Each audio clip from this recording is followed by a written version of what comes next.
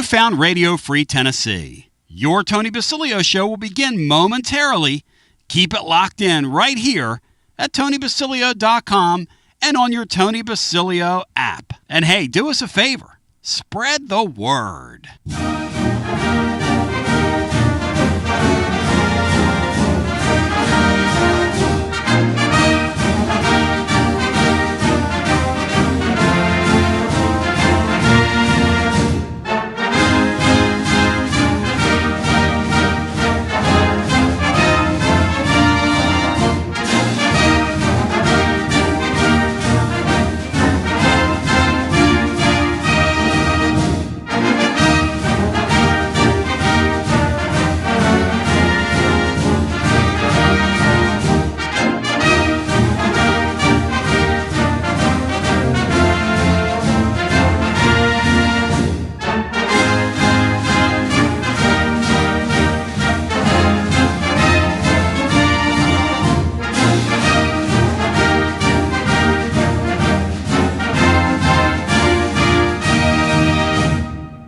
Another award-winning, thought-provoking, action-packed edition of the Tony Basilio Show is coming up next. Tips are always appreciated here at TonyBasilio.com, home of the Tony Basilio Show.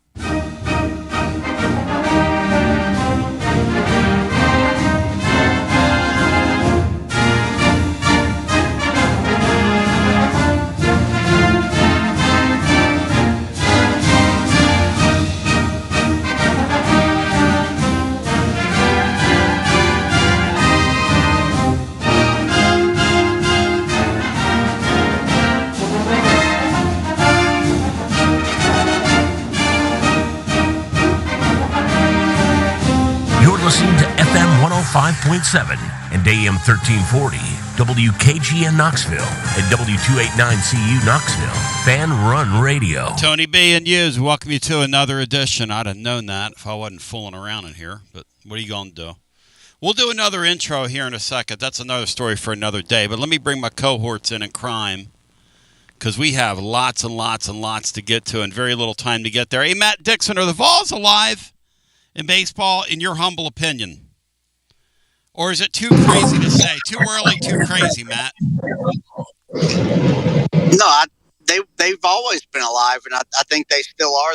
They're now in a really good spot, I think, after the 3-game sweep of Mississippi State that I don't think anybody saw coming. But no, I think they're alive not just to make the postseason, but they could still even potentially host if they find a way to scratch out 16 league wins.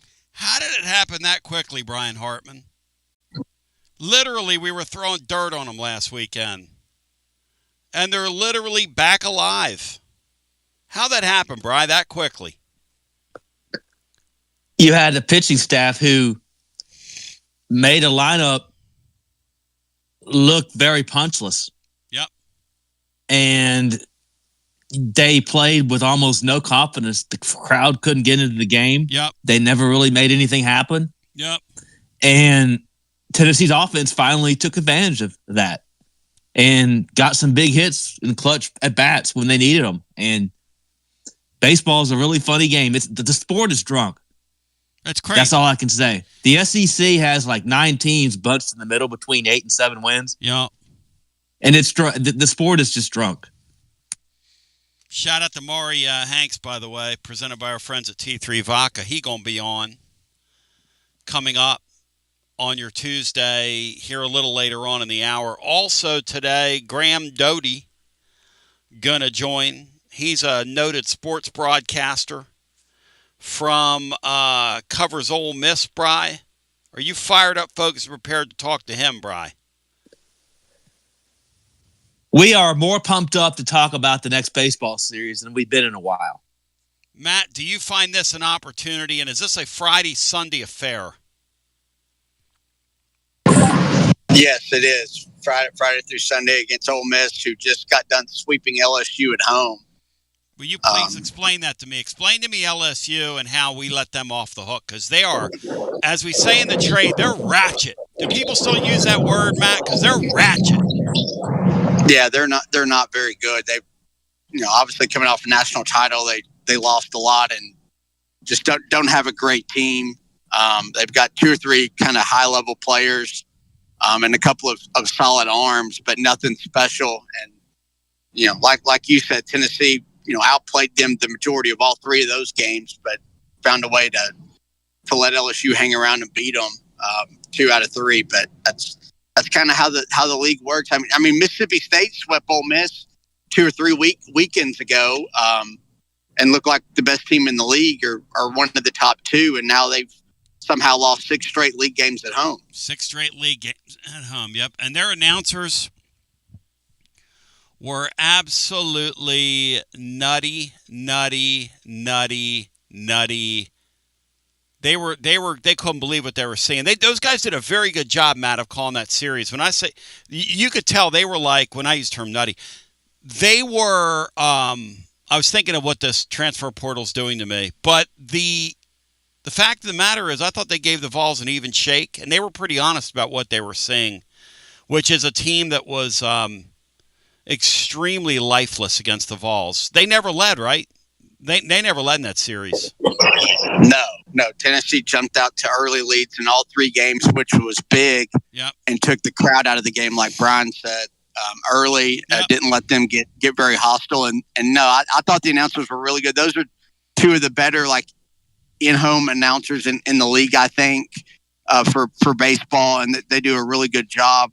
But yeah, the team, Mississippi State, just didn't give those guys anything to get excited about. The team just couldn't string together any kind of quality at bats, and like you said, they never led, and they made Friday night interesting. But Tennessee was clearly the better team, throughout the weekend. Coastal Vol asked a great question today over on YouTube. If you want to join the growing YouTube contingency, we were racking at like 300 a shot yesterday. He wants to know how much ad space is on the top of my head.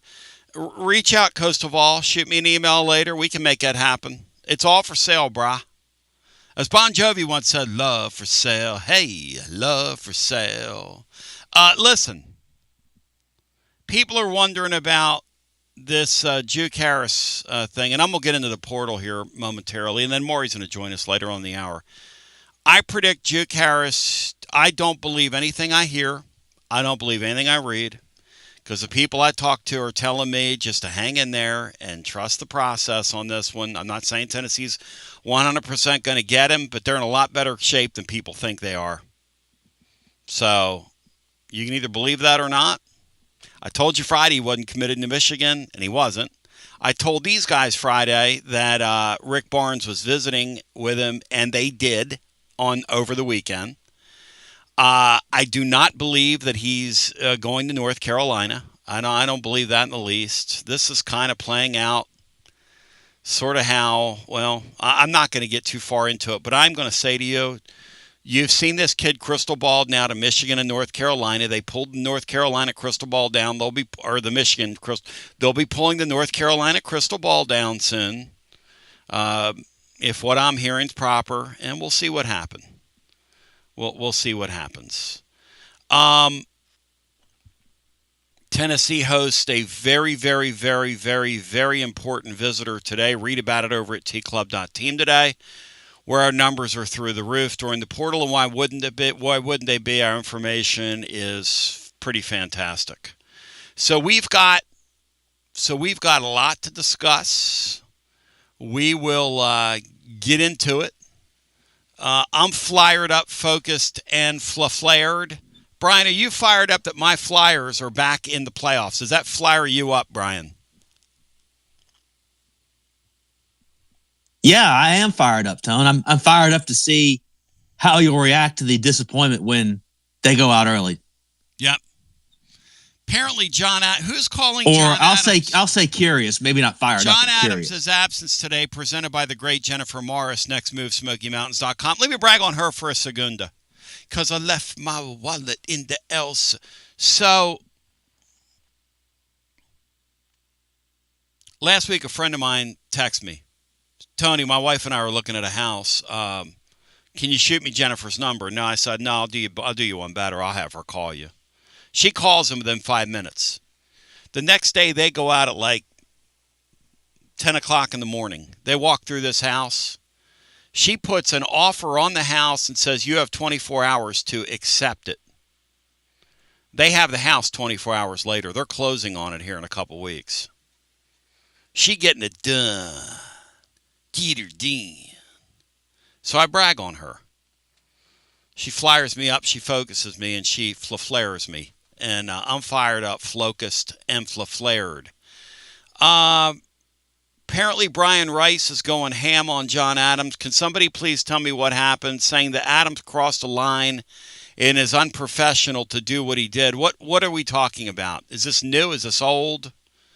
Because John Adams isn't here to defend himself, and I didn't read his article. So can somebody please bring me up to date on what John Adams is? You don't think John Adams would stir him up, do you, Matt? In Lady Vol land? You don't think he would do that, do you? That's kind of what he does. Oh. So I assume it's over Lady Vol basketball. But like you, I haven't read any recent columns he's had on Queen Kimmy. I want to congratulate Janoy. Janoy lasted 9 minutes today on the show, and he's already banned for 24 hours. See you, Janoy. Have a Dwight Gooden. BH says, read my comments. I said it all. Brian Rice apparently went off on John Adams today. Brian Rice is, how do I put this? I think it might have been, who made the song that goes, dun, dun, dun, dun, bum, bum, bum, bum. I thought that he was special. Brian Rice is special. It must have been on the air because I'm looking through his tweets. No, see no sign of any kind of beef. So BH is listening to Brian Rice to hear him go off on Adams. That's BH, no offense to you. But, bro, I'm going to have to question your taste and what you're listening to. Oh, I mean, give me a break. All right, here's the deal. Graham Dodie's going to join. Maury Hanks is going to break down the visitor that's on Tennessee's campus today and also the kid from VCU that's coming in tomorrow. Matt, now do we believe that Rick Barnes is going offense first when they're talking to kids like this kid from VCU, who I want to say dropped, I don't know how many he dropped on North Carolina, but he went off on them and knocked them out of the tournament. Yeah, I mean, they're certainly going after offensive first players, and they kind of have for a couple of years, but not kind of all in with all their guys like it seems like they are this year. Mm-hmm. So yeah, I mean, it's a lot easier to teach defense and effort than it is to improve somebody's offensive skill, but you still have to have that buy-in from the players once you get them to campus and on your team. But yeah, they're certainly offensive focused right now, which is key to winning, championships and winning and advancing in March. Apparently, Brian Rice said John Adams and the KNS have a vendetta in their coverage against the Lady Vols. Hey, Brian. Hey, Brian, newsflash. I know you're like, I don't even know what you are for them, but Brian, newsflash for you, okay? Just a simple little newsflash.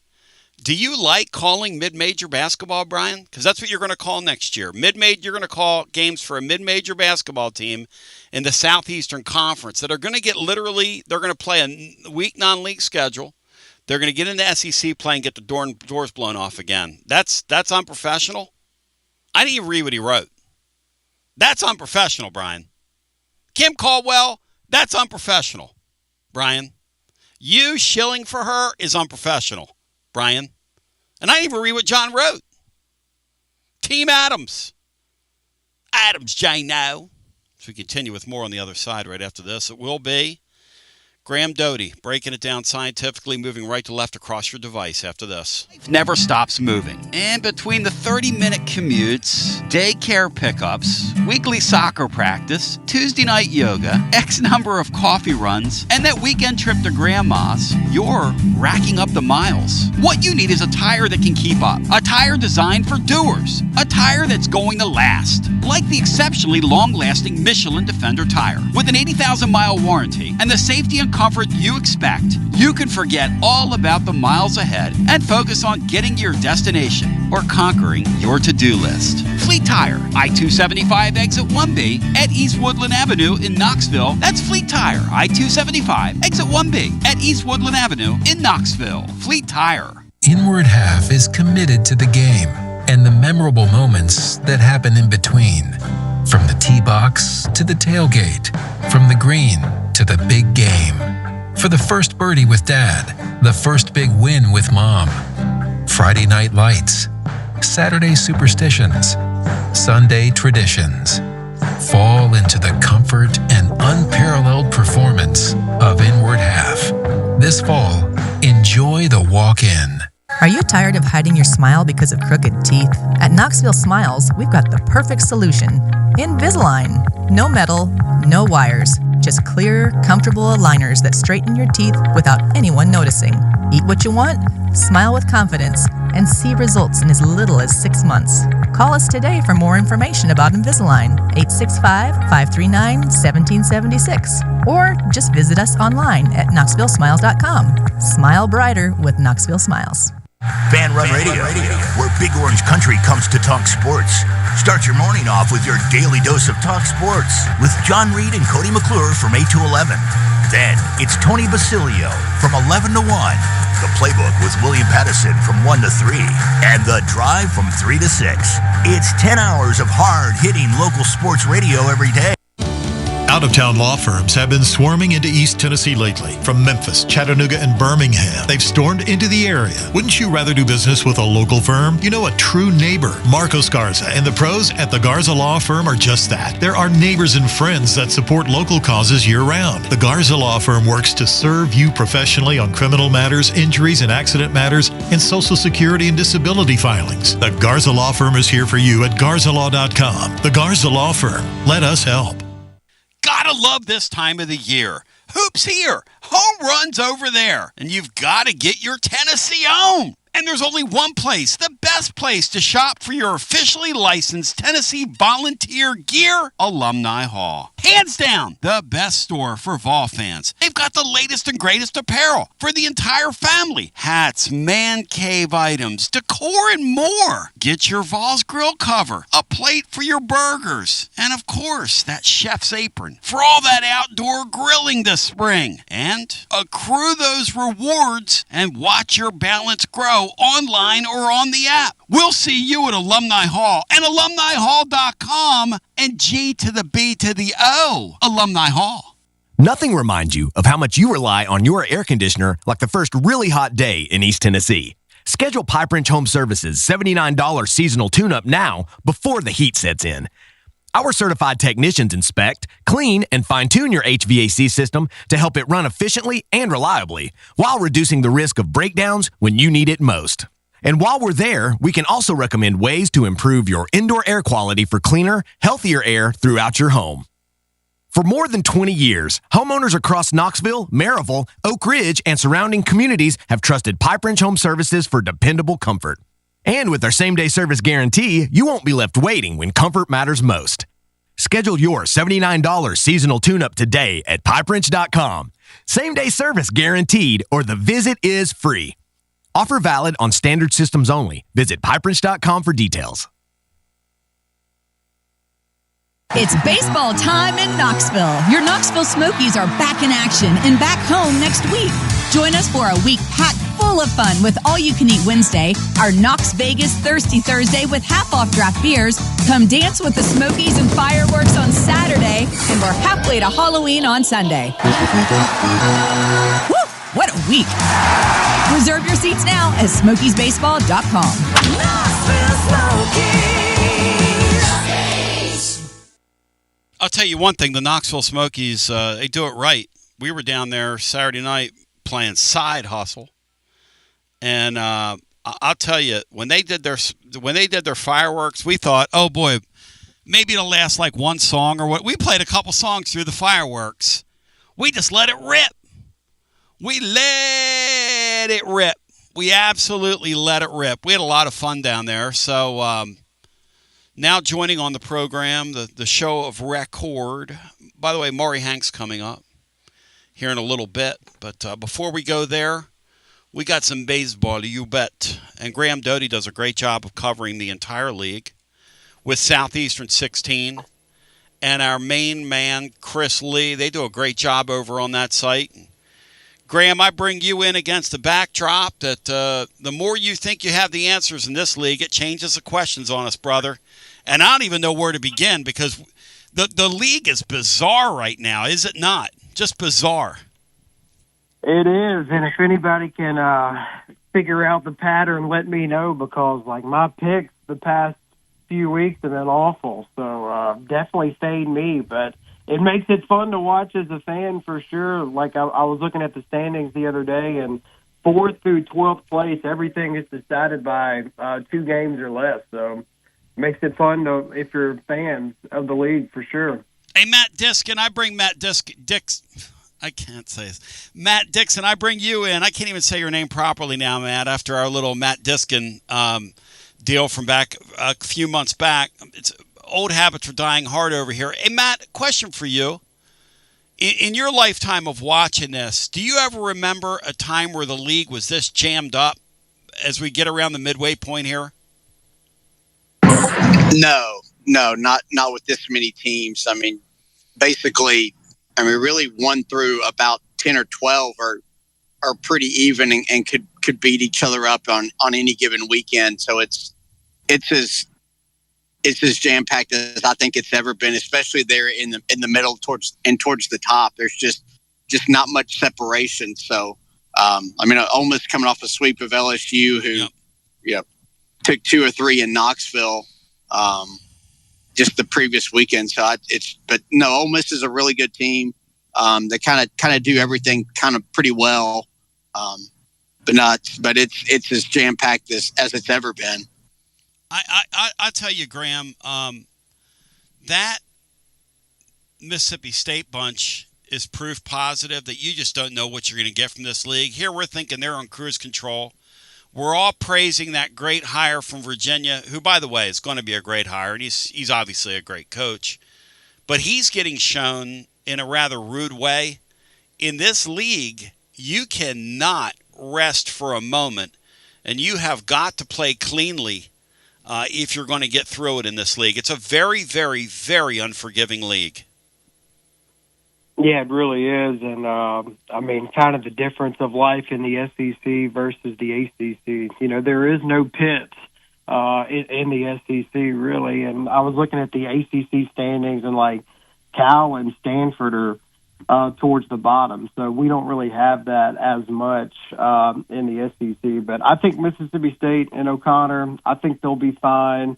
I do think it's an adjustment for him because he's got way more eyeballs and just the support that Mississippi State gets. I do think it's a learning curve of, when you drop a game, you hear about it way more than what he was accustomed to at Virginia. They'll be fine. Once they get McPherson, their Friday night arm back, that'll be a good shot in the arm for them. But I think Mississippi State will be fine for sure. Just learning curves for him, life in the SEC, and also you can't take anything away from Tennessee. I watched a good bit of that series this weekend, and Tennessee looked really, really good. Yeah, I'll tell you, as we start talking about this Ole Miss bunch, are they where you thought they would be right now? Little ahead, little behind? Where are they in your mind? Kind of, just looking at the SEC schedule in which Ole Miss was given this season, kind of about where I thought they'd be, just because it's a brutal schedule. Ole Miss had to go to Texas pretty early, and, LSU kind of isn't what everybody envisioned LSU to be, but I kind of think at the turn, if you would ask Mike Bianco and his staff, midway point, you're going to be above 500. I think he would say, sign me up for that. And like the way the boat that Ole Miss is in, how challenging the schedule is and where their RPI is, you're looking at 15 wins, and Ole Miss is probably going to host. So I think Bianco and his staff and the team above 500 at the turn, I think they would say, sign me up for that. Yeah, it's no question. And Matt, this Ole Miss team that rolls in here this weekend is a very dangerous team. I think Tennessee fans are kind of feeling like, okay, we've got a run in us and we're over the hump. And, you know, I'm not so sure, Matt. I'm not counting my chickens just yet. No, but, you know, coming off a road sweep that was desperately needed, you kind of get back to, you know, you're almost at 500. You're probably 2 games better than your record in league play. They've given some games away with their bullpen late, but the bats kind of came alive in Starkville. So it's, you know, you're at least back in the conversation to get, like Graham was talking about, into that hosting conversation potentially if you can scratch your way to 500 or better in the league. But Graham, when you talk about Ole Miss, I think Mike Bianco teams just always kind of do everything pretty well. But who kind of stands out for this Ole Miss teams as guys that Tennessee fans should know for this weekend? Right. I think this Ole Miss team this season, the strength of this team is the pitching staff. Now, that's the starting rotation, and then that's bullpen arms.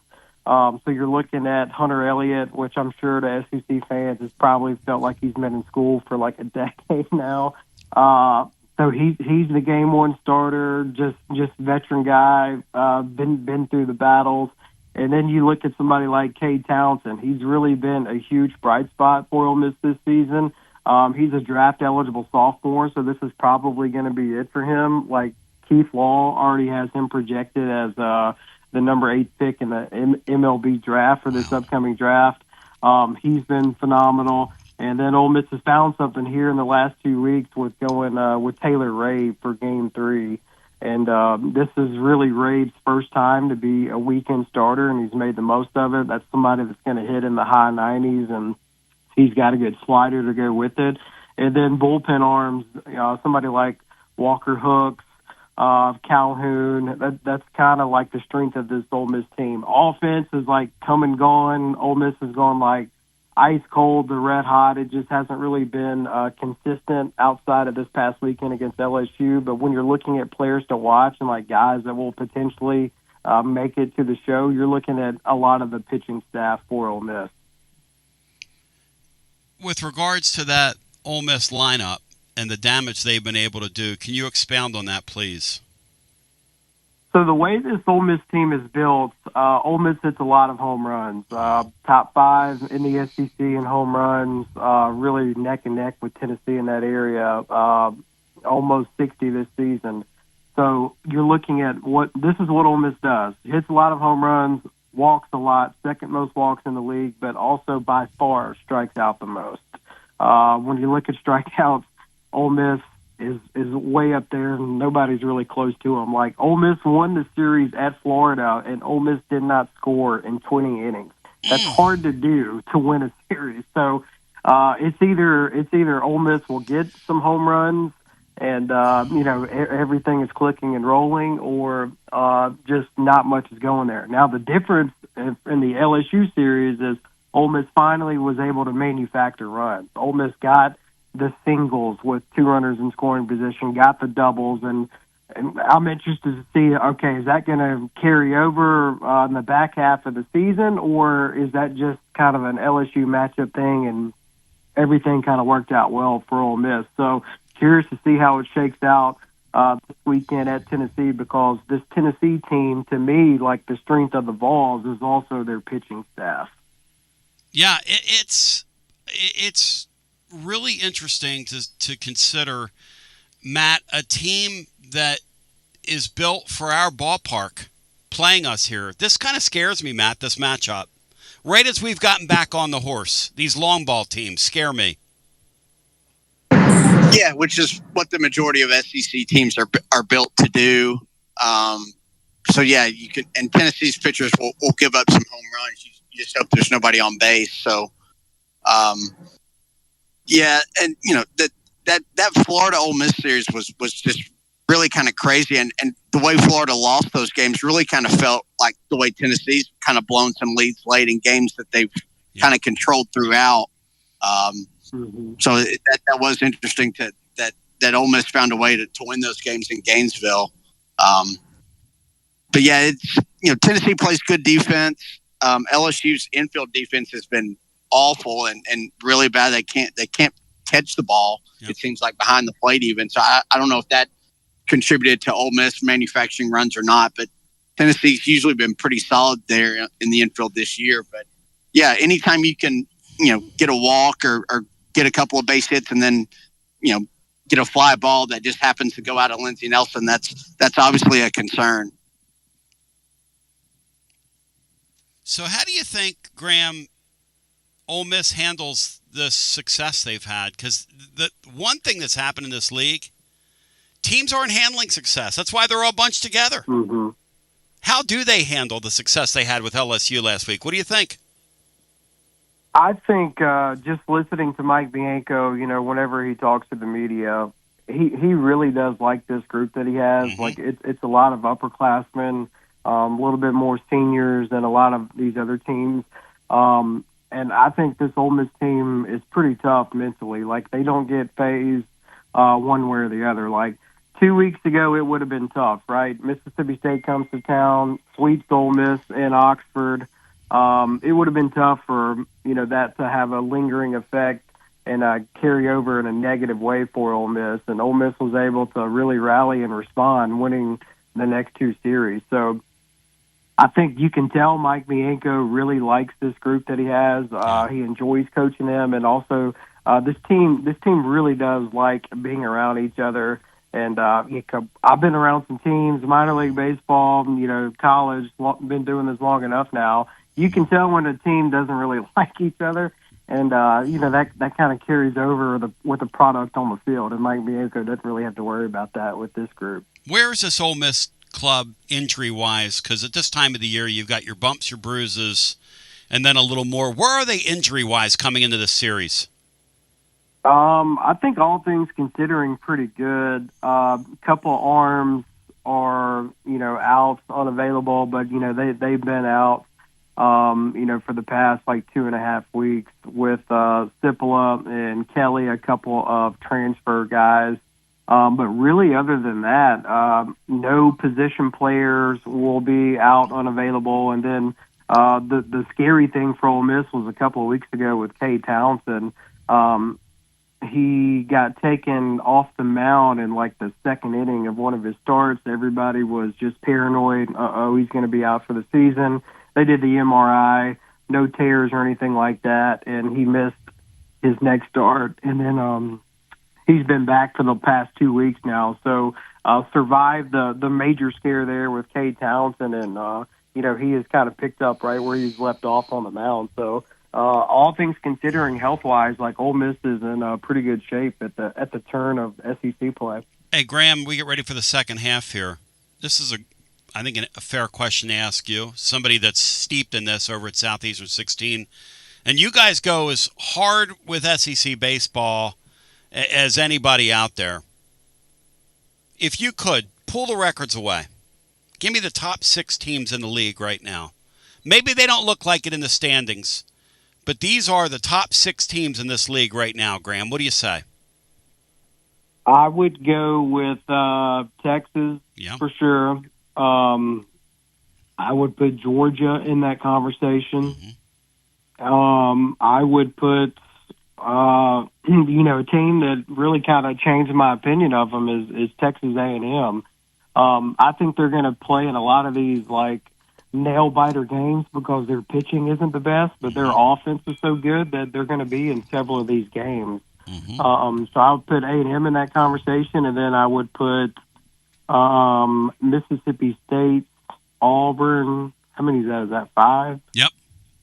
And then I think that 6th spot, you're looking at teams like Ole Miss, Tennessee, Alabama, and Florida. I kind of think that 6th spot is going to be up for grabs for, who that could be. It could be anybody's weekend. Florida's so hot and cold. They're just so hard to figure out. Like, Florida hasn't won back-to-back series since September or February. So, what? Yeah, it's been they've been the definition of a roller coaster. Wow. So, they've been hard to figure out for sure. Hey, Matt Dixon, what's your 6 in the league right now? Because we're 15 games in. We've got a pretty good snapshot, and a lot of times, especially this year in this league, the records don't tell the story. I mean, like you guys were talking about, they're all bunched together.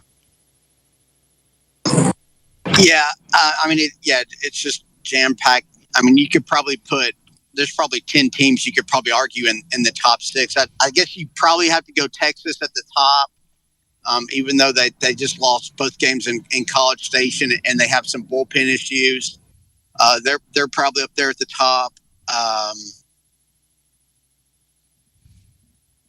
I guess Georgia would be up there, although they kind of have to prove it to you in the postseason at some point. But for this argument's sake, they're up there.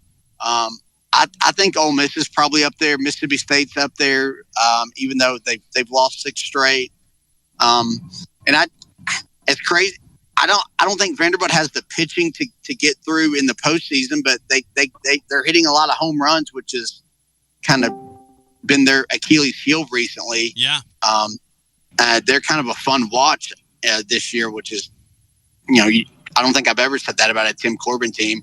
And then Alabama in Arkansas is just kind of lurking there as well.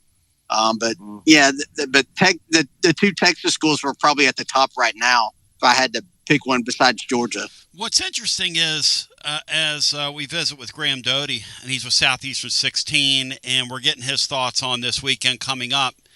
You just mentioned for that 6th spot in your personal rankings, the 2 opponents Tennessee has coming up back-to-back here at Lindsey Nelson Stadium. In other words, a real opportunity for the Vols to either take a step forward or take a step backwards, because it doesn't sound like either one of these 2 teams that'll be in front of Tennessee the next 2 weekends are pushovers by any stretch. Well, one thing I took away from, listening to Elander after Game 3 in Starkville, you could tell not only was he fired up with the sweep, but he was happy because he knows he's got the next 2 weekends at home. So Tennessee has a chance to really make a move here. You get Ole Miss at an interesting time with Ole Miss playing well, but so is Tennessee. And then, Bama is coming off a series in which I think a lot of people picked them, and then they drop it at home. So, when I watch Tennessee, it just seems like, it took Elander a little bit just to kind of settle in, figure out, how he wants to handle things. And it seems like, to me, watching him in Starkville over the weekend, it seems like he finally figured out how he wants to do things. And, he's definitely comfortable in his own skin. And to me, look out for Tennessee in the back half of the schedule. Matt, how about that? Elander growing a little bit, and the decision to leave one of his players home that caught a lot of people by surprise, Matt. And the fact that he does seem like he's growing a little bit as a manager. Yeah, no, I think it's a great point. Staying in the dugout when Tennessee's batting, I think he's kind of gotten comfortable there. And again, first year head coach, so yeah, he had a lot of learning to do, and kind of a microscope on him with the way that the previous couple of years have gone for the program. So high expectations. So yeah, I think he's kind of settled in now and probably felt a huge relief, not just to get a series win, but a road sweep over a top 10 team. It had to feel great for him. But it's a really good point by Graham that Elander's probably finally settling in as a head coach and kind of he's figured out his team. So they kind of have a somewhat everyday lineup that they're using right now. So yeah, it's a good point by Graham. 15 games in, this is your club, man. Lock and load.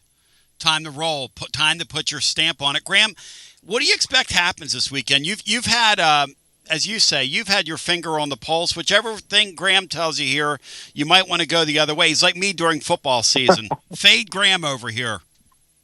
Yes, exactly. Yeah, those are words to live by this baseball season.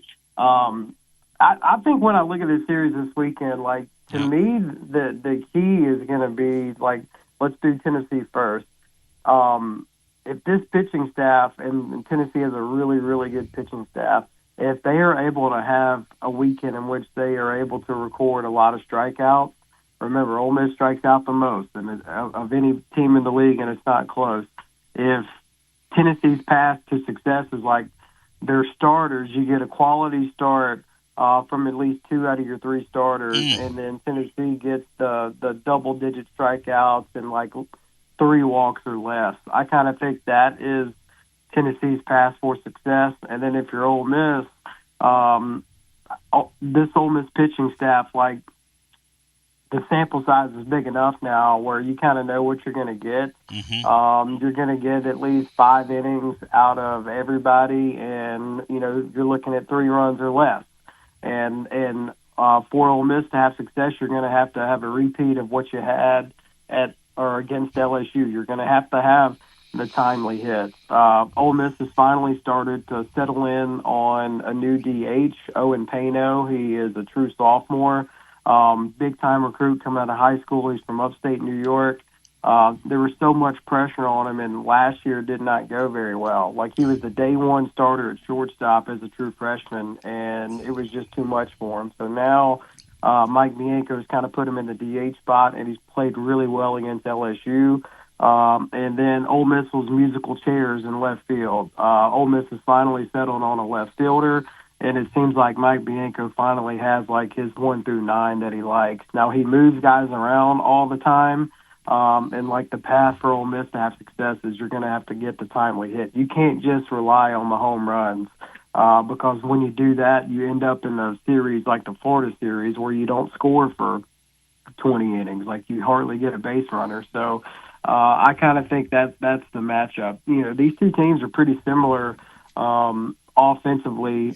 Tennessee hits way more doubles, though, than Ole Miss does. So it's an interesting series. Like, I'm a believer in life is all about timing, right? And you got these two teams that are playing at a really high level. Tennessee, their biggest series win, up to this point in the season. And, you know, can they carry that momentum over at home for these next 2 weekends? And then you got a red-hot Ole Miss team.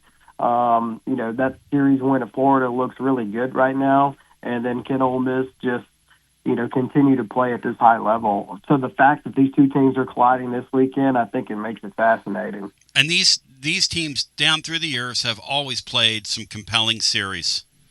I mean, compelling baseball against each other. And this weekend sounds like it's going to be no different. But, Graham, I appreciate your time.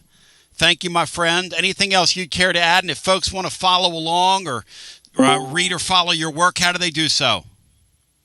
Yeah, as you said, so we are on Southeastern 16. Yep. Myself, Chris Lee, we got Dylan Kelly. He played in the SEC, played professionally for a decade. Yep. And we're on every week, every weekend as well. Yep. Not just Tennessee, Ole Miss, but we cover everybody. So we're the best league in the country, college baseball-wise, and, we have a lot of fun talking about it. Thank you, my man. Yeah, you guys give it the best coverage, too. Well, appreciate it. We have a good time doing it, for sure. Yeah, give the great Chris Lee a shout-out. He the man.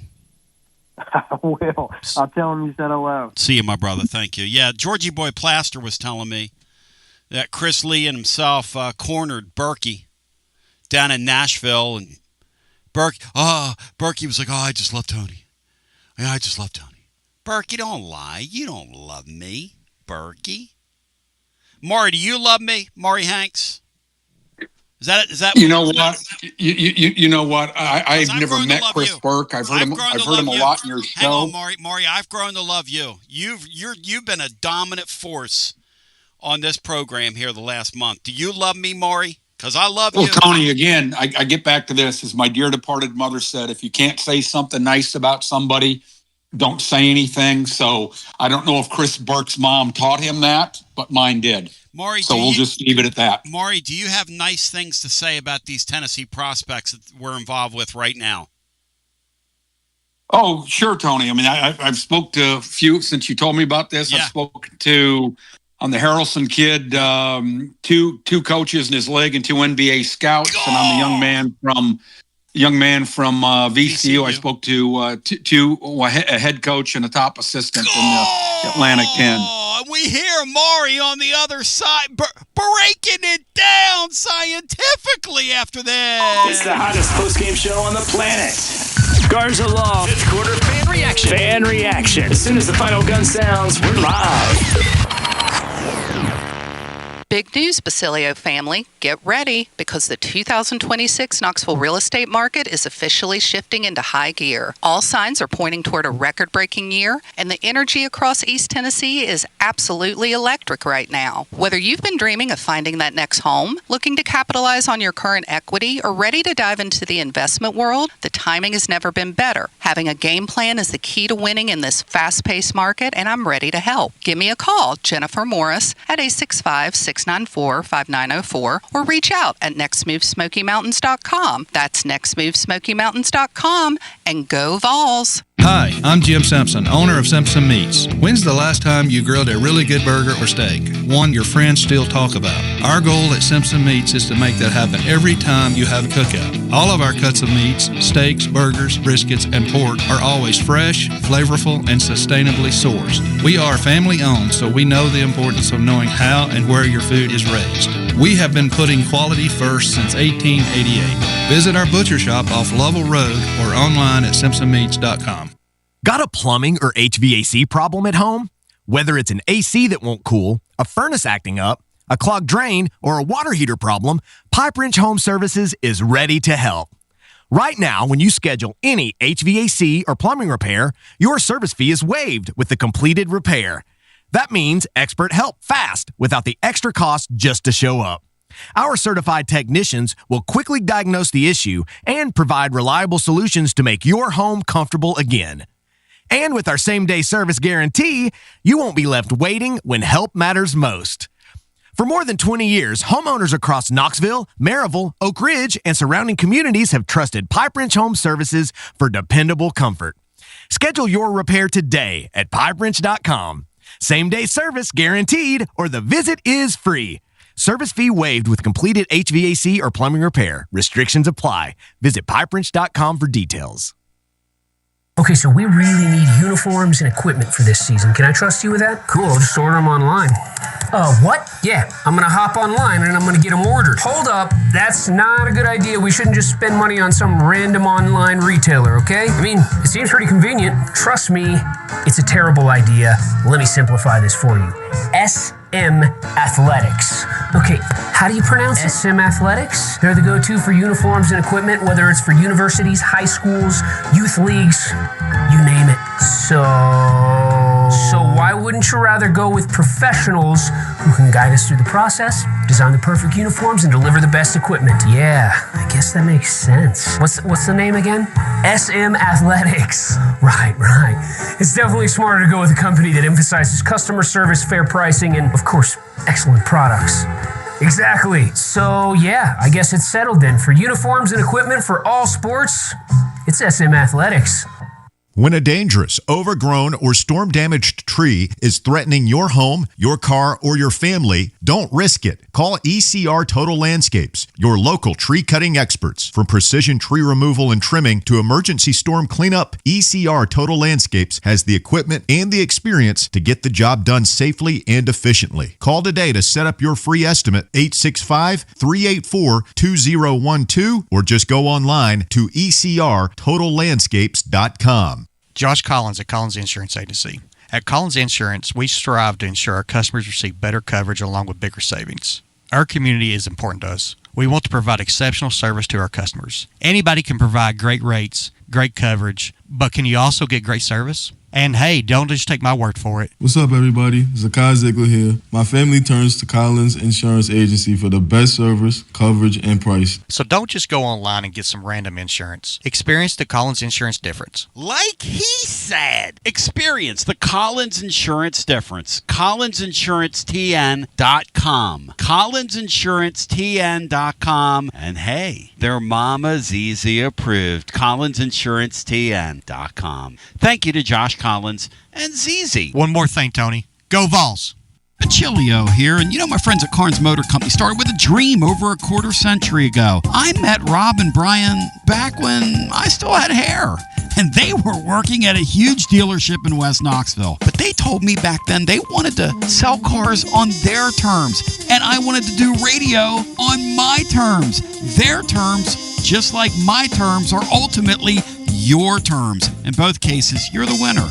A Car Guru's National Award winner with a 5-star rating on all sites, just like our Vols. Everything about buying a car from Carnes Motor Company is no hassle. They specialize in high-quality pre-owned vehicles between the $5,000 to $25,000 range. And if you need to sell a car, they'll either buy your car or they'll help you sell it. Carnes Motor Company also has a top-notch service department.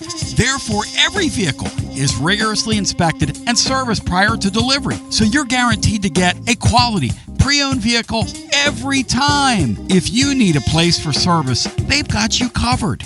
Come be a part of the Carnes Motor Company family and tell them you heard about it from me. Online at carnesmotor.com, Oak Ridge Highway, 1 mile past the Carnes light. Carnes Motor Company. It's absolutely unbelievable, Andy, as we welcome you back. When Maury Hanks is in here, along with Brian and myself, on a day where John Adams is absent, and his absence today is presented by Jennifer Morris, Next Move, Smoky Mountains.com, and she hooked the great Justin up. I mean, just like overnight. It was an overnight success last week. And I want to say a shout out to everybody. Let's go. Let's roll. We're reeling, rocking, and rolling till the break of dawn. The transfer portal is in full bloom right now.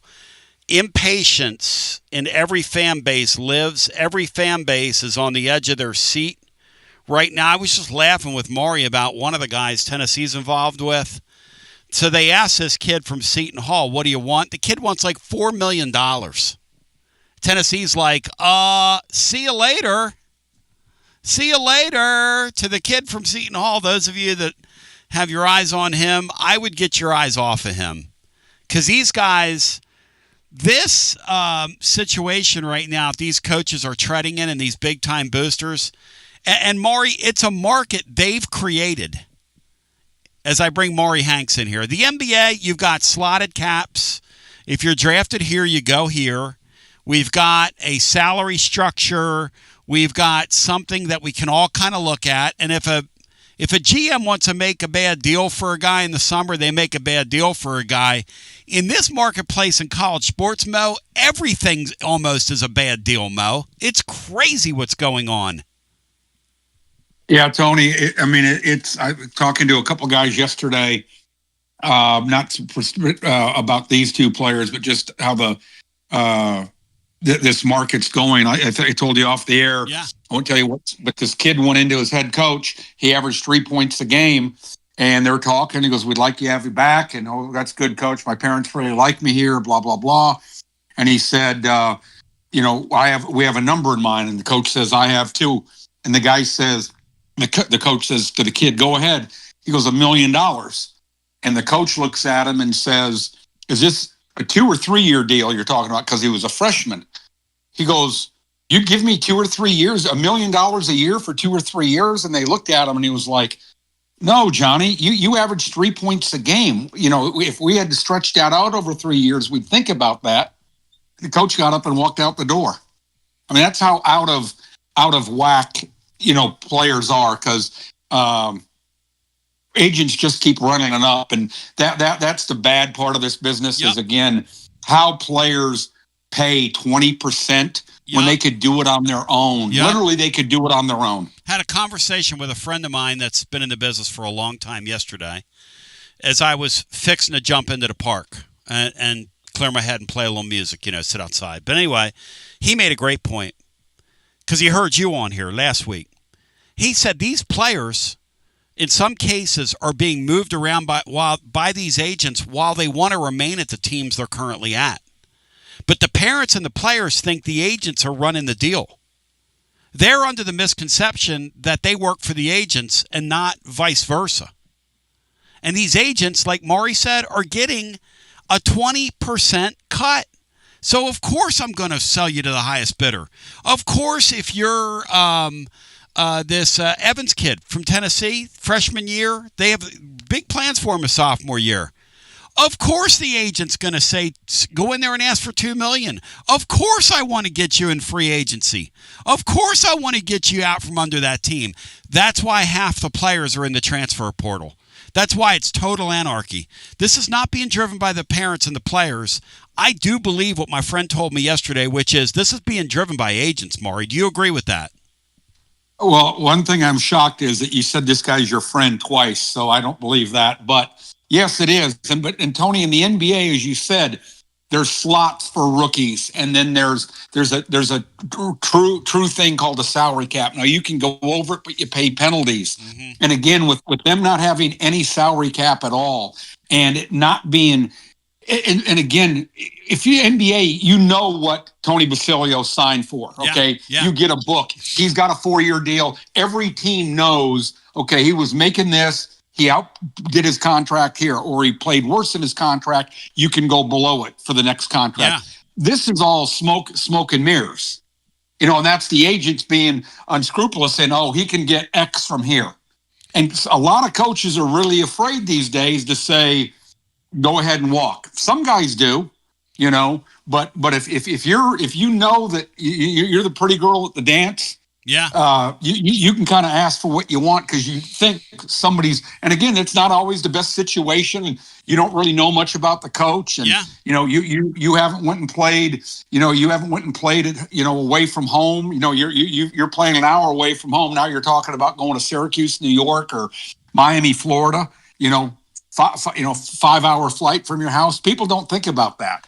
Nicholas Smith said, not all agents are robbing these kids. My nephew's in the portal and his agent's only getting 4%. Good on your A.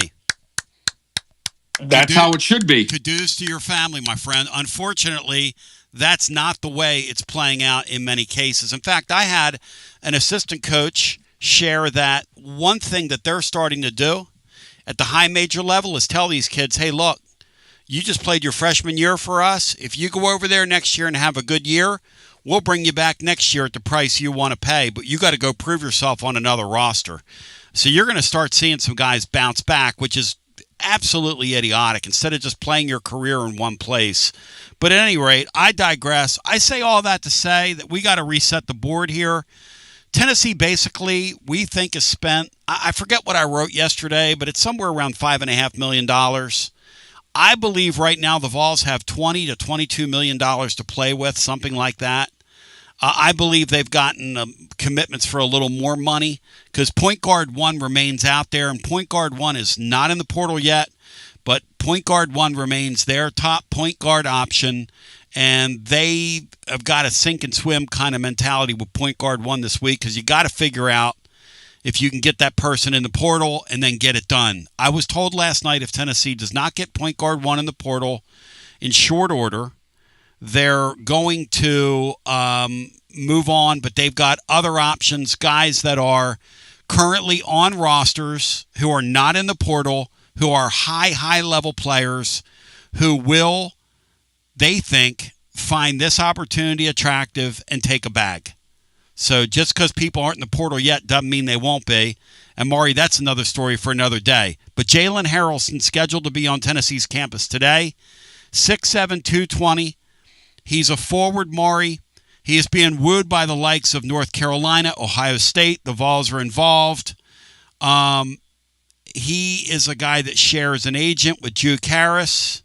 He's a guy that averaged 16-4 his freshman season at Notre Dame. He was a top 10 player in his class last year. He's regarded as a top 35 recruit in the country right now in the overall portal, which shows you that he's a player of magnitude. Mo, in your opinion, what kind of player is he? I think from what I've talked about, I only saw him play one time, and I wasn't really locked in watching Notre Dame play because they weren't very good. And I can't remember who they were playing, but it wasn't a very good game. But he's a strong, physical kid. Like you said, 6'7".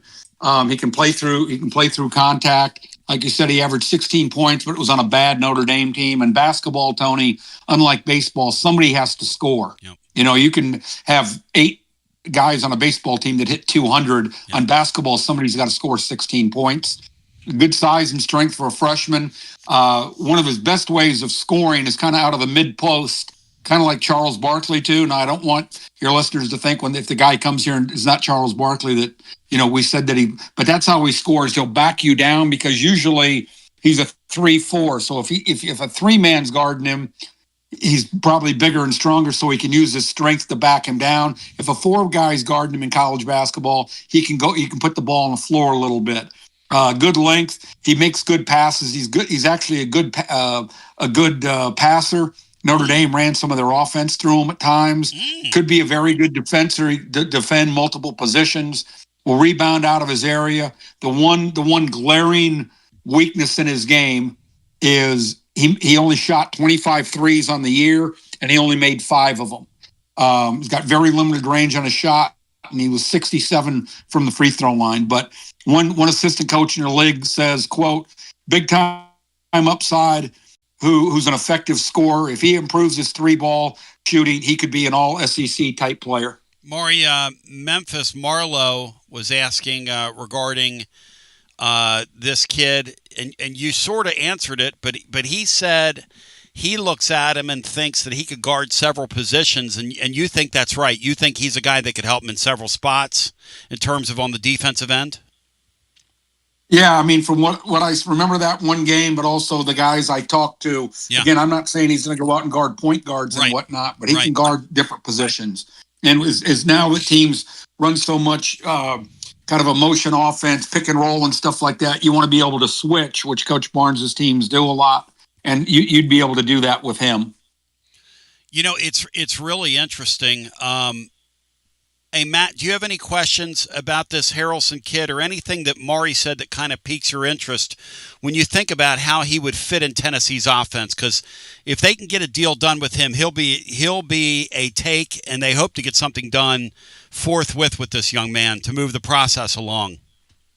No, it sounds like he could be a really good fit. The ability to guard multiple positions is obviously a key to play under Barnes.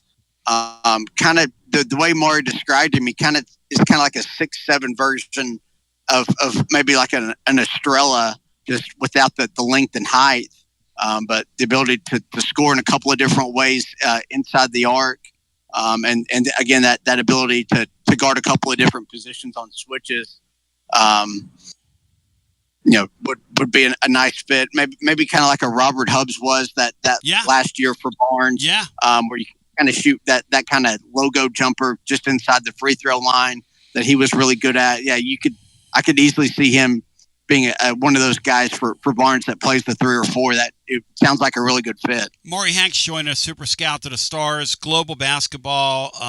He's got Global Sports as his company, does basketball all over the world and has for years. Former coach.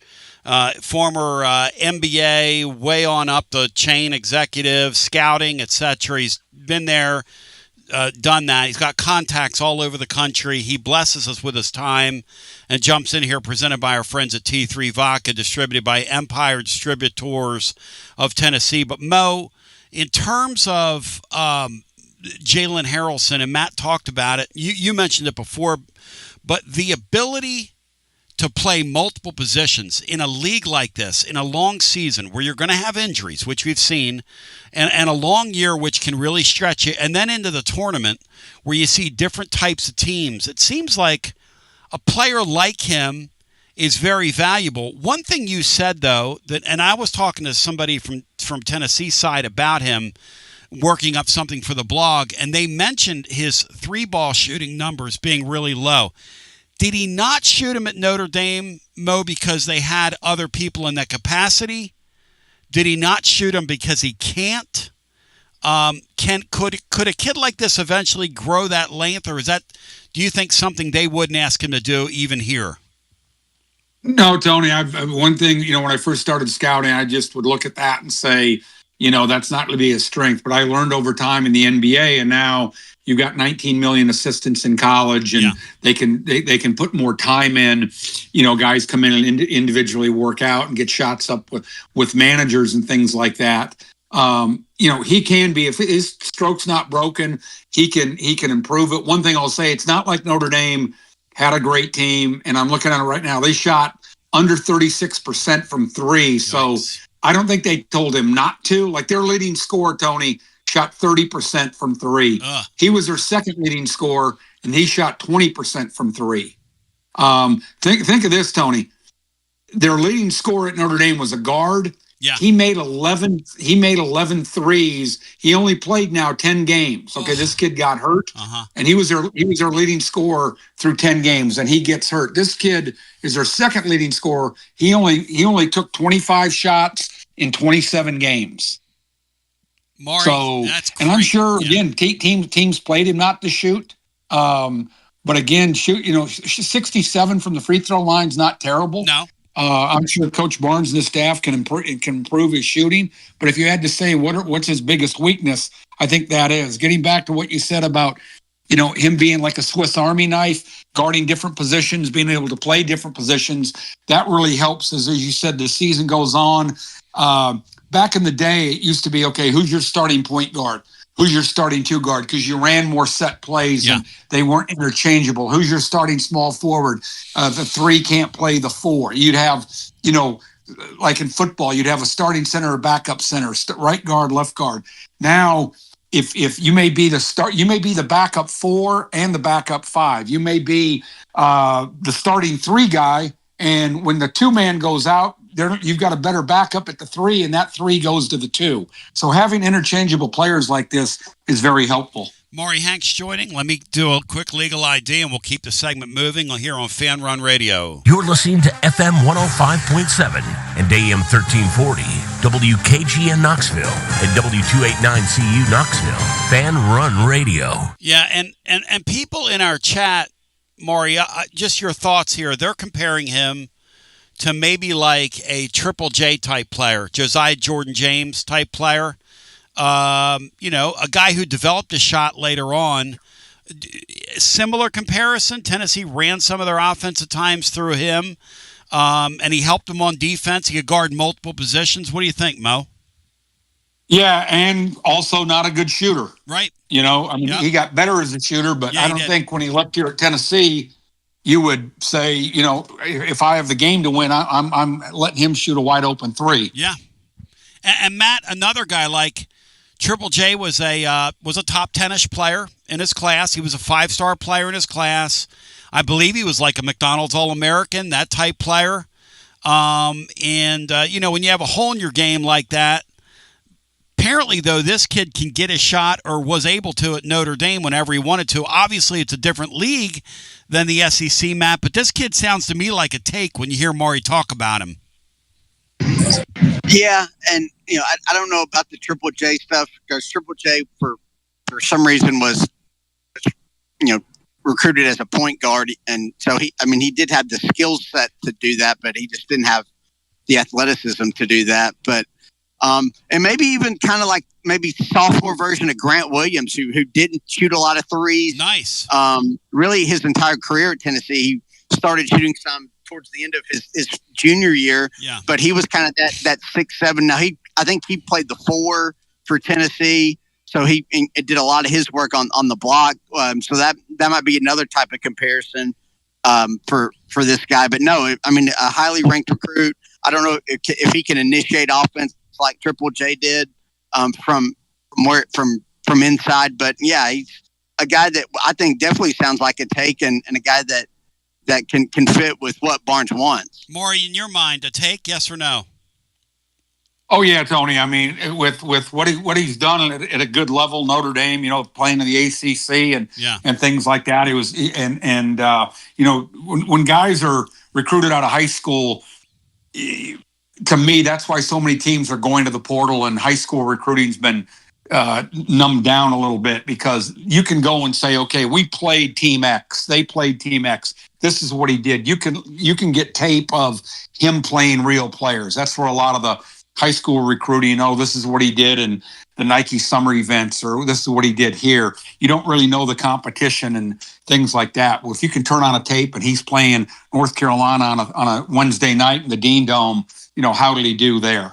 But so from everything these guys told me that I talked to and whatnot in the one game I saw, yes, I think they'd be very excited if they could get him on the roster. And here's the thing about all this stuff, and Mo, you and I have talked off the air about this. These coaches are in a real quandary because it's liar's poker, right? So I've got to get your name on a contract and get you basically signed today, or I've got to get down the road and get this Dowd kid on campus, because I do believe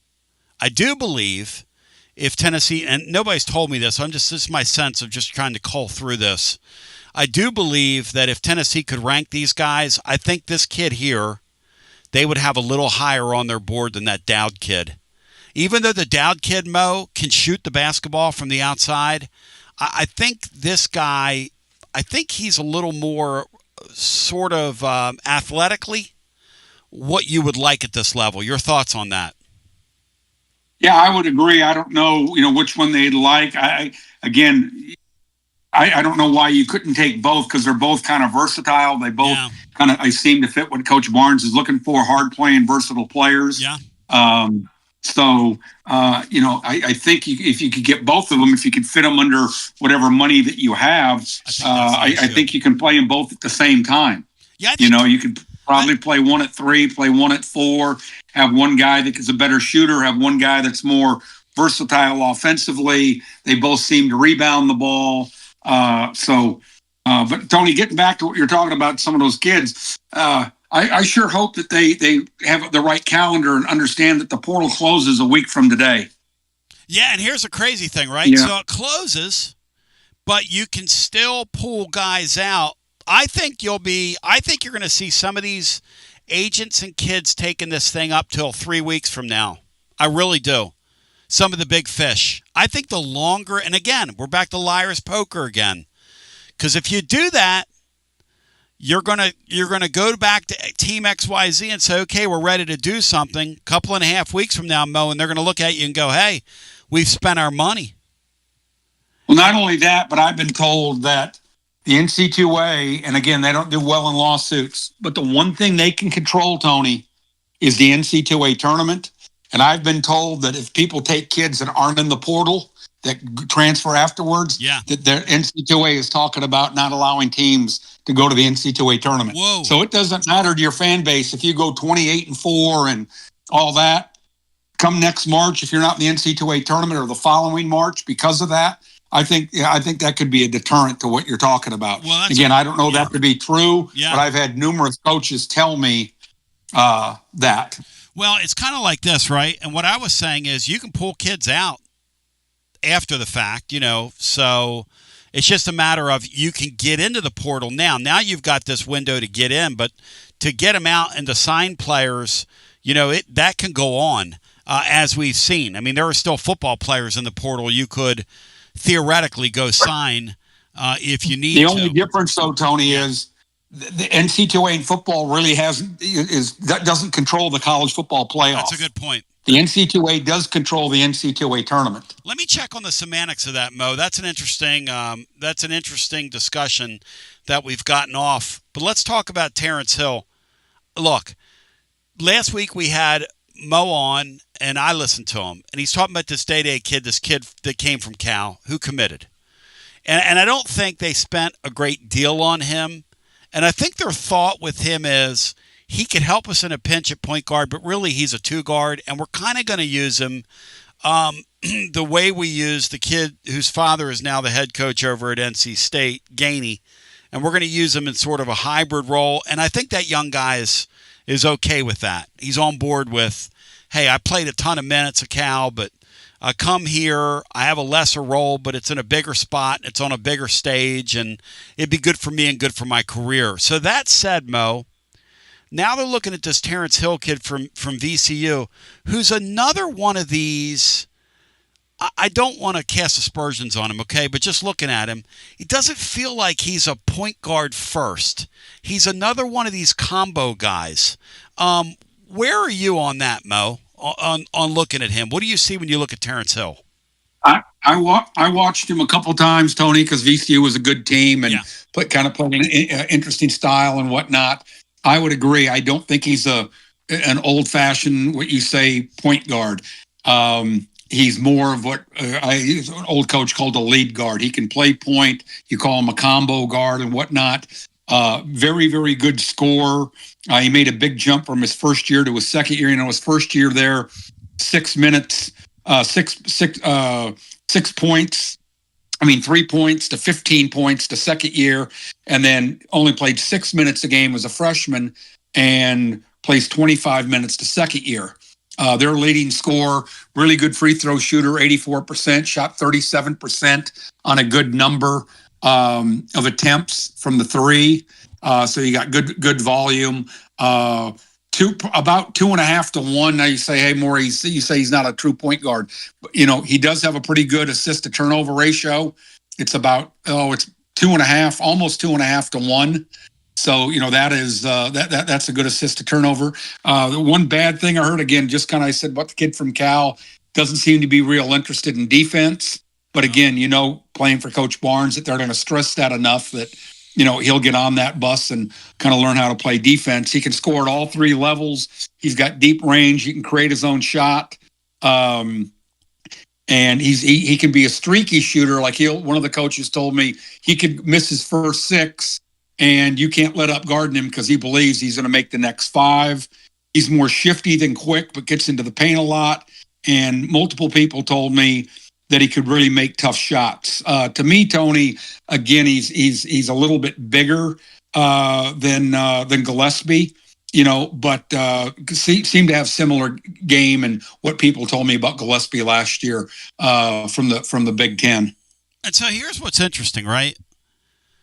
I still think, because I'm poking around, okay? And my question is, so if you get this guy to commit, is that it for the guard? And they're like, no. We still want the point guard 1. And I'm going, huh? Yeah. Still want the point guard. We still want that elite point guard first. Mo, can they make all that work? Is there enough basketballs for these guys? Yeah, again, I don't know if you could play the point guard you're talking about and these two guys in the same floor because you'd be really small. You'd be, with Hill, the point guard you're talking about, and the guy they got from Cal. I don't think you could roll those guys out on a lot for a few minutes a game. I agree with that. Especially when you consider who you're playing. Now, a team you're playing may have a matchup that works for, but to have those guys on the floor at the same time for long periods of time, I think that would be a stretch. So, hey, Mo, off the beaten path here, but Rodney Kraft has super chatted us. He wants your opinion on Damon Stoudamire, who's been hired as an assistant at LSU, a well-traveled guy, but had a great NBA career, obviously, former Rookie of the Year 30 years ago, was just at Georgia Tech on that staff, and, of course, those guys just got terminated. And now he's at LSU. What do you think about Will Wade coming back to the league? And now that it's all legal and above board, okay, how will Wade do in your opinion? Well, I always preface this when I speak of a friend. Will's been very, very good to me. When Will got his first job at Tennessee Chattanooga, or Chattanooga as they say, he called Larry Chiat, who we worked for at Clemson. He was a GA there. Yep. And he said, I know nothing about foreign tours. I know nothing about tournaments. And I've known Larry Chiat since 1983, I think, when I was a junior college coach. Larry Chiat told him, call this guy. You may not always like what he tells you. He's a little crazy at times, but he'll never lie to you, and he'll do right by you. And Will tells people that all the time. Will tells people if you want to go on a foreign trip, you go with Maury Hanks. And he's been in numerous of my tournaments from Chattanooga to VCU to LSU. I was going to take him overseas this summer if he stayed at NC State. That being said, he's won everywhere he's been. Yes. People may not like him, but you can't say he hasn't won. He won at Chattanooga. He won at VCU. He won at LSU. And I don't know who else if you saw who else he hired. He hired Johnny Jones, who gave up the head job, who, at Texas Southern on the SWAC to go back to LSU. He was there with Dale Brown, beloved in that area. And then he hired Rick Stansbury. And if you know anything about Coach Stansbury can get it done when it comes to recruiting, the ex-head coach at Mississippi State. Oh, he was NIL-ing before NIL was ever a thing, man. So if you had those two, I've known Damon a long time. I knew Damon when he was a player. He was the head coach at Pacific out in the Big West when they were in the Big West before they went to the WCC. He did an okay job there. He got a chance to go and be an assistant with the Celtics. And then he was hired as the head coach at Georgia Tech. And that didn't work out. And Will must have, met him either, before he was at Georgia Tech and Will was at NC State, or got to know him this year.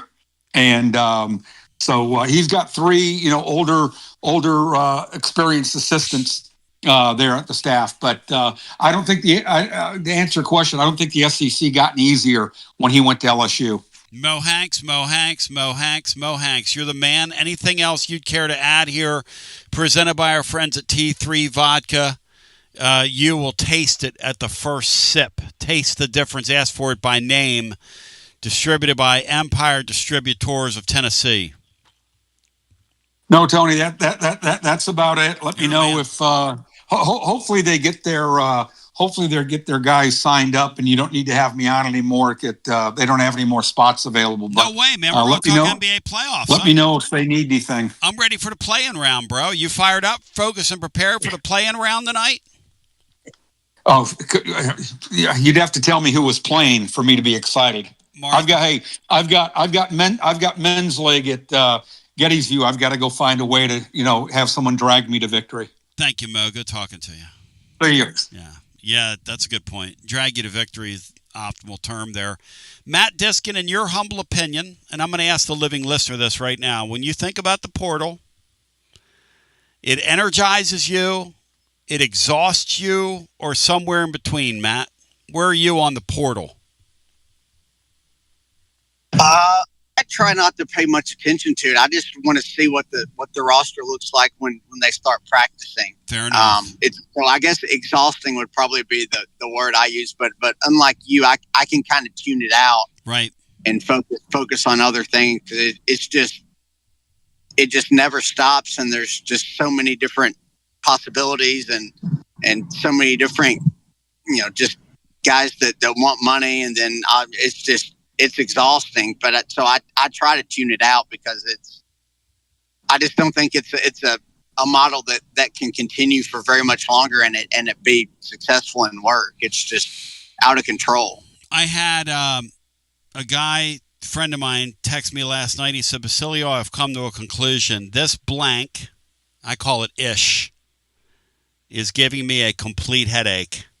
I ask you, the living listener now, when you think about the transfer portal, it energizes you, it exhausts you, or somewhere in the middle. Brian, when you consider our little jaunts daily into the portal and our conversations about it,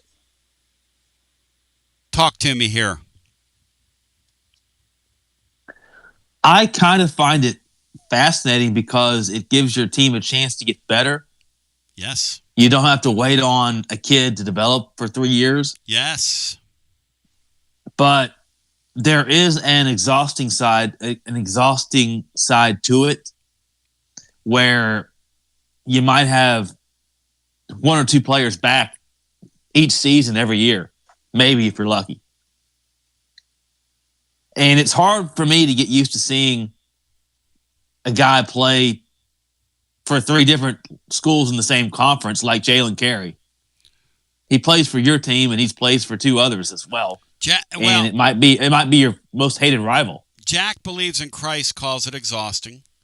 Jinx Jones says Hoops Portal is 10 times more entertaining and engaging than the football portal. Jinx, I agree with that. And I think the Hoops Portal is more interesting and engaging because 2 players and you make your class. 2 players and you make your class. Hewitt Pruitt said Portal Era is great radio. Yeah, I think we do a real nice job with it, personally. At least we're trying. The thing about the portal is, though, that's very tricky when you're doing what we're doing, and I was talking to Russell Smith about this the other day, is that you got to be really careful in speaking in absolutes. I'm going with the things I know, okay? Here's what I know. I said this at the outset. Tennessee is attempting to swing for the fences like never before. That is certainly true. That is bared out. I'd say that's, Matt, that feels like box check 1 to me. How about you? When you look at the guys they're involved with and the teams that are chasing the players that the Vols are involved with, I say that's box check 1. They are certainly swinging for it here. Yeah, they're going for it. Absolutely, they've got the money and they're at least trying. There's just, again, there's only so many of those high end guys that are out there that everybody's fighting over, though. That's right. And here's the second thing. They're going offensive. I don't think there's any doubt when you bring Maury Hanks on and you hear him say about so many players. Now, he didn't say it about today's kid. But when you hear him say, well, he did say it about the point guard. Hey, these are offense-first guys. I don't think there's any doubt, Matt, that they've shifted their philosophy here. Which really shows me something with Barnes. I respect that. Yeah, just everything he's done over the past couple of years has been very impressive. The way he's adapted to the changing landscape of the sport, while continuing to kind of stick to his principles of how his teams play, which, you know, I was going to ask Maury if we had time, and he might not even be the person to ask for it, because we can talk about these players and their skill sets all we want and what they bring to their teams. But the one thing that is kind of unknown, especially in this era where you're recruiting guys quickly, is how are guys going to take hard coaching? Because we all know Rick Barnes has a very high standard, especially on defense, of what he asks players to do. And a lot of these guys have never been coached the way that they would under Barnes. And it's kind of a fascinating thing that you know, to get a guy that maybe skill set fits exactly what you need, but they might not handle the coaching aspect of it as well as others. And I always am kind of, you know, hesitant with guys because not everybody can handle the way Barnes coaches. Buck, who seems like he's a real bowl of cherries over here, seems like he'd be a fun guy to have at a party. He says, doesn't it show that you really can't coach if you have to go out and buy a championship? Dusty May can't coach? I mean, they went out last year and bought 5 of them. Does that mean Dusty May can't coach? His Florida Atlantic team was the entire team. He took the Final Four was bought by somebody. They all transferred around the country. Interesting.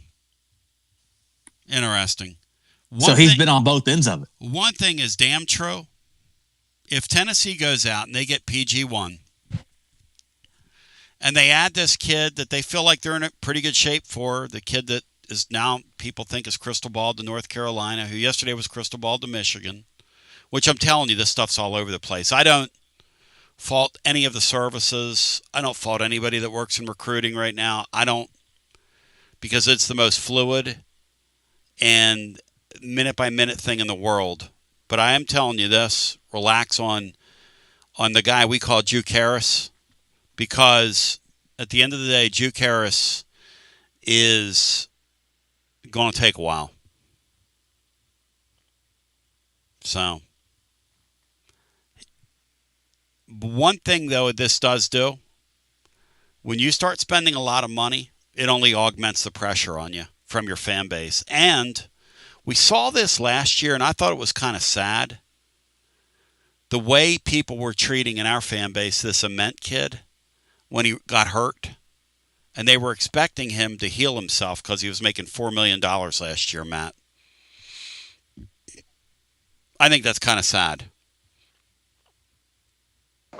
Yeah, that definitely is.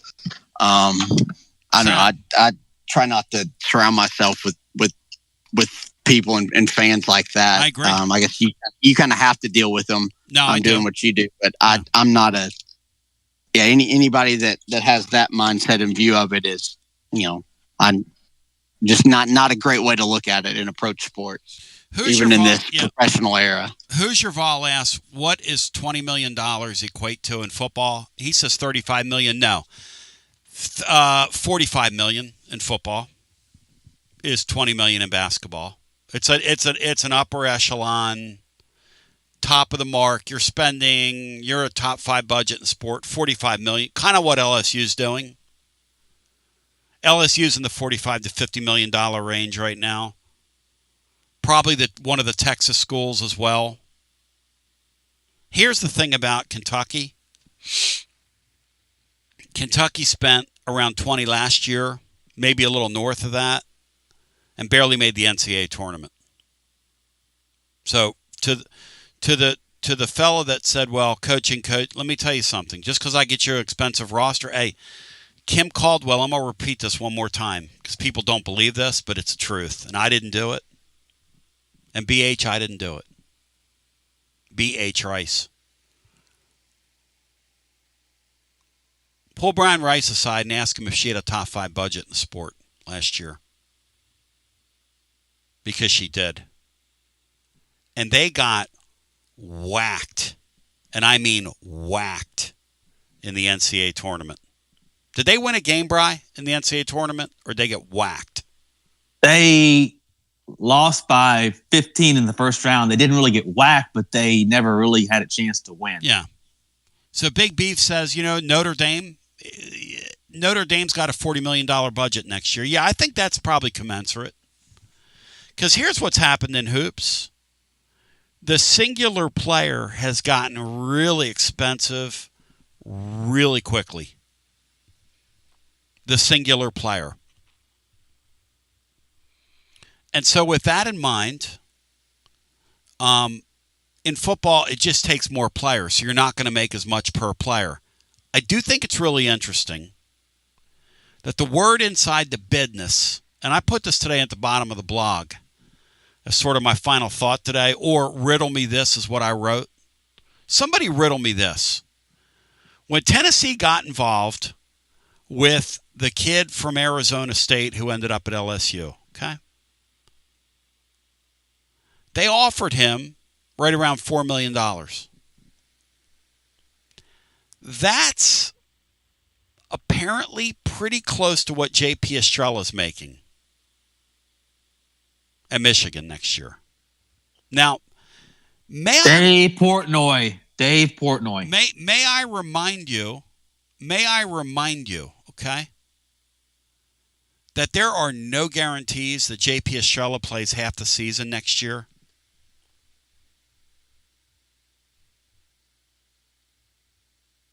I mean, what exactly are we doing here in basketball? So the question for you today at 865-200-5402. And by the way, I think within too long, you're going to see a $10 million NIL basketball player. That's going to happen. Quarterbacks are still going to get the most. The way it works in the pay scale in NIL is quarterbacks and tackles, particularly that blindside tackle, is going to make a lot of money at the SEC level. Running backs get a dime, get a dollar a holler. Wide receivers make okay money, but it's not off the charts, but it's pretty good. A great player in the secondary through free agency out of the portal is going to make a lot of money. And then your ends. That rush end. That's why the Coleman situation is a really big deal to the Vols, Matt. And getting him right and getting that whole thing screwed down tight is extremely important in the offseason. It's a big development, Yeah, because you let two, promising young guys go to bring him in. That's the kind of the trade you made. Yep. So yeah, you definitely need to get production from that spot out of him, or at least somebody. Yeah. So, but yeah, you're right about quarterbacks, then edge rushers, the tackles, and then the receivers and corners are easily the highest ticketed guys. That's just kind of the NFL model as well, that I assume most college teams are following. Sure, why wouldn't you? Although I do think running backs there's more value to running backs in college than the NFL, because all the running backs in the NFL are pretty interchangeable for the most part, whereas in college, I do think you can have difference makers there. Totally agree with that. And again, I would love to see Tennessee get their hands on one of those guys at some point in this offense, just to see what it would look like, to Matt's point. But 865-200-5402, the numero uno, numero dos. But yeah, like David Speaks is saying here, and I agree with this, those 4 positions alone could be a third of your budget in college football. Because that's one of the things that's always been interesting to me about that sport, is that you'll have some offensive linemen that make peanuts compared to their opponents, compared to their teammates, and their quarterbacks. Guys that start. There's a huge discrepancy across a football roster. But you know what? If we're being honest about it here, and the money's different, but there's always been a huge discrepancy. I know guys that played on the 98 National Championship team that got paid nothing, while some guys that played on the 98 National Championship team got paid. I mean, we can say that now. It was 30 years ago. But it's very, very, very, very, very interesting how you got to make all this work. And then you get a guy like Coleman, like Matt says, and here's the thing. There's no roadmaps for it, but you get blamed when it doesn't work out. I said this yesterday on the air, and Bino got mad at me. Tennessee had a do-over again in the portal. Matt, I ask you, knowing what you and I hear about GMAC in the portal this year, I believe they would have gone out and gotten a serviceable mid-range, mid-level guy for this year, Matt, to get him through this season. Will you stand with me on that, on the air? Bino got angry with me yesterday when I said that, but it's my opinion. No, I think they'd agree with that. Yeah, that was funny with you and Bino. Yeah, he got very angry about it. They tried to get Aguilar back, and you had the home game with the NCAA, you lost. So, I mean, could you have been more aggressive there? I mean, probably not, but yeah, you definitely, with where things are after spring, you would definitely like to have a more stable option there at quarterback for sure. Yeah. And that's not, listen, I'm not, I would love to see it work out for him. I'm not saying GMAC can't play. I'm not saying he's not going to be a player, but I'm talking about this snapshot in time. I wonder if there are these blind transfers, like people that they've been speculated about by the college football glitterati media. I wonder if Tennessee takes a shot on somebody. I had that thought. The other what if I have in my mind, Matt, is what if they would have, because in retrospect now when you look at how the salaries have exploded, what if they would have just given Team Nico that $2 million he wanted? And he was still over there. Could that have worked out, Matt, or were they eventually going to leave? Because I think Nico's going to have a pretty good year this year at UCLA based on what I saw from him last season. I'm here to honestly say into a microphone, I think that kid kind of took a step last year. And he certainly could have taken it here.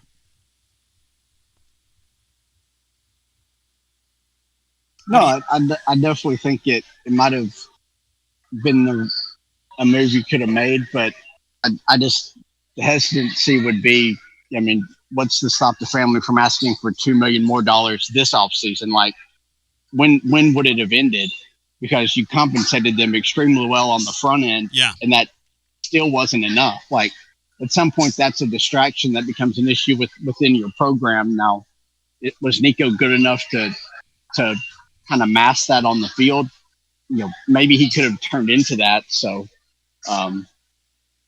But I don't know. I mean, Aguilar was really good last year. It's hard to see Nico having a better year last year than Aguilar did. So I still think you probably made the right move, and you weren't held hostage by a family. But you'd be in a spot right now where you'd have him for a fourth year if you wanted to go that route. I don't know. It's an interesting. Yeah, correct. Yeah, it's an interesting discussion. Although I guess the plan initially was he would have gone pro after last year because it would have been his third year. But yeah, but he was. I think we all know that wouldn't have happened. But yeah, you could have brought him back and kind of be building on that success. So yeah, I mean, you could again. That's why there's never like a black and white answer to a lot of this stuff because there's so many things that go into it and so many different factors, and you just never know how it plays out. The injuries are a big part of it. We talked about it with Estrella. Yep. I mean, Tennessee put a lot of money into Jamal McCoy and Ricky Gibson last year and got like a quarter out of both of them, and your secondary was awful because of it. And here's the thing, too, with the movement of these players, it makes these sports really goofy, but it makes them extremely compelling. So I'm going to say out loud, I'm with Brian Hartman. I find the transfer portal, and look, I endeavor to write something about it every day. I find it exhausting. I find it kind of ridiculous, but I also find it fascinating. So, and what I think's really fascinating about it is probably something different than you think's fascinating. I think it's fascinating that these uber rich guys spend this kind of money on this. Because for the life of me, I don't understand that. People have a misconception that are listening to us that they're using ticket payer money for this. They're not. They're not using your money for this. They're using FU money that billionaires and people worth hundreds of millions or 30, 50, 60, 80, 90 million dollars. That's what they're using. That's what's buttressing this stuff. And in some cases, it's a few super rich boosters here and super rich boosters there. But I thought it was, or I think it's extremely, it's just, to me, it's a sociological why issue. Why?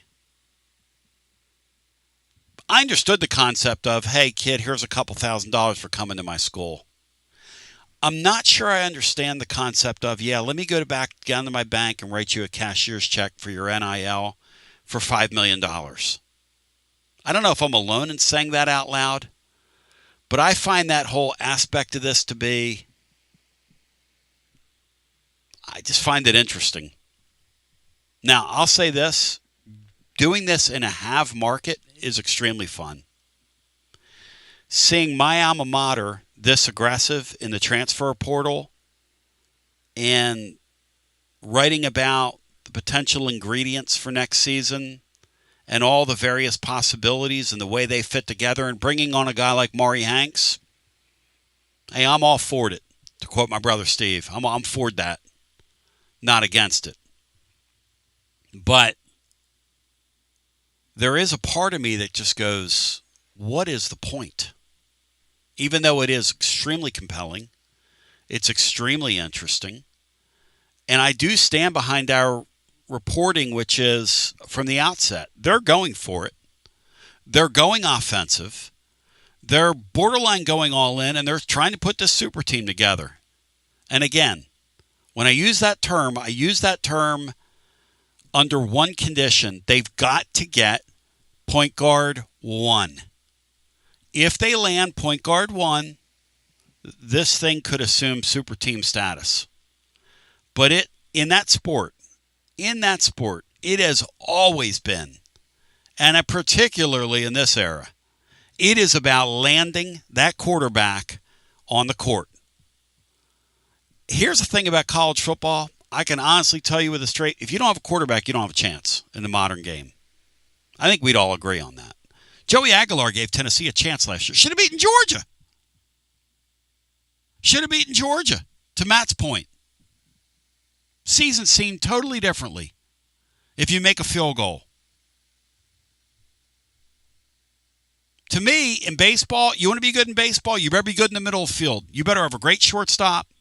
You better have some solid center field play, and your catcher better be able to function at a high level. In college basketball, you better damn well have a point guard. Gillespie this year willed Tennessee to that season they had in a very underrated way. Willed them. I'm going to tell you this. I don't even want to know if that guy had another year, how much money could he make this season? Go! We'll come back on the other side. I want to hear from you. 865-200-5402. We'll get some calls that are there. And if you want to jump in, jump in. As we continue with more, it's your Basilio show, taking you up till the playbook with William Pattison after this. You got to dream about buying some land and building on that land. Well, Waterside Contracting is your ticket. 25 years of making dreams come true, Michael Scott. For hundreds in our area, custom homes or remodels, Waterside Contracting will build on your lot. They do incredible work all over the area. Structural integrity, quality without compromise. It's a way of life with Waterside Contract. Check out the wonderful work Waterside does. WatersideContractingLLC.com. When it's time for your dreams to come true. Quality without compromising. Waterside Contracting. College football fans, Chris Fowler here with the play call. This season, go for Dose with ice-cold, refreshing Dos Equis. It's more than a single play. It's a mindset. Think of it as a 2-point conversion for real life. Taking the risk, making the bold move. Whenever we get the chance to go big, we take it. On the field and off, always go for Dose with Dos Equis. Enjoy Dos Equis responsibly. Copyright 2024 Dos Equis Lager Especial Beer. Imported by Cervezas Mexicanas, White Plains, New York. Hi, I'm Jim Simpson, owner of Simpson Meats. When's the last time you grilled a really good burger or steak? One your friends still talk about. Our goal at Simpson Meats is to make that happen every time you have a cookout. All of our cuts of meats, steaks, burgers, briskets, and pork are always fresh, flavorful, and sustainably sourced. We are family owned, so we know the importance of knowing how and where your food is raised. We have been putting quality first since 1888. Visit our butcher shop off Lovell Road or online at simpsonmeats.com. Tony Basilio along with the great Mark Griffin. And we're here to talk about our friends at Performance Medicine. And Griff, their slogan, stay educated, stay healthy. That's you. Wow. I really like to think that, Tony, and I'd like to give Dr. Rogers a lot of credit because I definitely want to stay educated and healthy, and knowing that he's putting the time and effort in to make sure of my care, I want to encourage your listeners to put the time to learn and become educated and get to know Dr. Rogers and see if it can help with your health as well. And there's a really, really easy way to do that. In fact, they've got their own YouTube channel. You can see Dr. Rogers for himself with his staff. It's called The Performance Medicine Show over at the Performance Medicine channel over on YouTube. Also, more information at performancemedicine.net. To our friends in North Knoxville, a brand new location over in Fountain City, now accepting patients. So many ways to reach Dr. Rogers. And like they say, stay educated, stay healthy. Performance Medicine, online, performancemedicine.net. Located in Knoxville's historic Old City, Barley's offers great food, live music, the best draft beer selection in town, and now your new favorite place to watch sports. Their indoor projector is perfect for any weather, and they've revamped their upstairs area with more TVs to take in all of the action. Their menu features hand-battered chicken tenders, juicy burgers, fresh salads, and the tastiest pizza in Knoxville. You can enjoy their happy hour drink specials daily from open until 6 p.m. Barley's Tap Room and Pizzeria. Tony Basilio here, and I got the great Chad Stockton of FC Alliance 2026. Chad, do you believe we've made it? Boys and girls teams start off the new year at big national event showcases. We got our younger kids training indoors and doing a lot of things to get better. So we're excited about what the future holds. Chad, I hear the juice behind you. I hear the kids. Your program reaches throughout East Tennessee. If folks want to get involved, what's the advice? We're easy to get in touch with. We offer players at all ages, all levels, all experience. We have a program for all of our kids that we have, and we're excited for anyone to join us. And even some Lady Vols as well. Several college players all over the country, yes? Absolutely. We had a lot of girls that we were able to watch play in the NCAA tournament. A lot of our former players made big runs through the tournament. We're so excited for them. Growing the beautiful game. In this, the year of the World Cup in North America, celebrate the beautiful game. Get your child involved. FCAllianceKnox.org. That's FCAllianceKnox.org. And Chad, thank you, man. Keep growing the beautiful game. Absolutely, Tony, and thank you very much. Preparing food for a big gathering can really take it out of you. That's why you need to call Calhoun's and check out their selection of party platters. Whether you're hosting a party for the big game, a reunion, or just an everyday gathering, a Calhoun's party platter is next level. Choose from Calhoun's always excellent chicken tenders, fly with Calhoun's wings, or boneless wings with a variety of dipping sauces, award-winning next-level melt-in-your-mouth barbecue ribs, or delicious spinach artichoke dip, or get one of each. Plus, if you're doing burgers or sandwiches, Calhoun's has lots of side dishes like spinach Maria, baked cinnamon apples, Smoky Mountain baked beans, or creamy coleslaw. Available in pints, quarts, and gallons. And to finish things off, pick up one of Calhoun's great desserts to go, including homemade cheesecake or key lime pie. Calhoun's, simply your go-to party headquarters. With 9 locations all over East Tennessee, you can order online and just pick it up. Calhoun's, one of the Copper Cellar family of restaurants, along with Chesapeake's, Copper Cellar, Corner 16, Cherokee Grill, and Smoky Mountain Brewery. Eat local, eat good. Like our 2026 football Vols, score a T3TD every time with T3 Vodka, Tennessee's premium vodka. Handcrafted with passion, precision, and a whole lot of pride. Right here, handcrafted in the majesty of the foothills of the Great Smoky Mountains. Quality around here isn't just a promise, it's a way of life. And T3's filtered 10 times. 80 proof of vodka delivering a smoothness unmatched. This dedication to excellence has earned T3 Vodka prestigious accolades, like a 5-time gold medal award-winning vodka and your SIPS Consumer Choice Award medal winner as well. Whether you're sipping it neat, on the rocks, mixing your favorite cocktail, T3 Vodka, your choice for a premium award-winning experience. Be like Maury Hanks. Score a T3TD. Ask for T3 Vodka by name at restaurants and wine and liquor stores today. Drink it neat, drink it right, and score a T3TD all 2026 long. Tennessee's Premium Vodka. T3, Tennessee's Premium Vodka. Distributed by Empire Distributors of Tennessee. Big news, Basilio family. Get ready because the 2026 Knoxville real estate market is officially shifting into high gear. All signs are pointing toward a record-breaking year, and the energy across East Tennessee is absolutely electric right now. Whether you've been dreaming of finding that next home, looking to capitalize on your current equity, or ready to dive into the investment world, the timing has never been better. Having a game plan is the key to winning in this fast-paced market, and I'm ready to help. Give me a call, Jennifer Morris, at 865-694-5904, or reach out at nextmovesmokymountains.com. That's nextmovesmokymountains.com, and go Vols.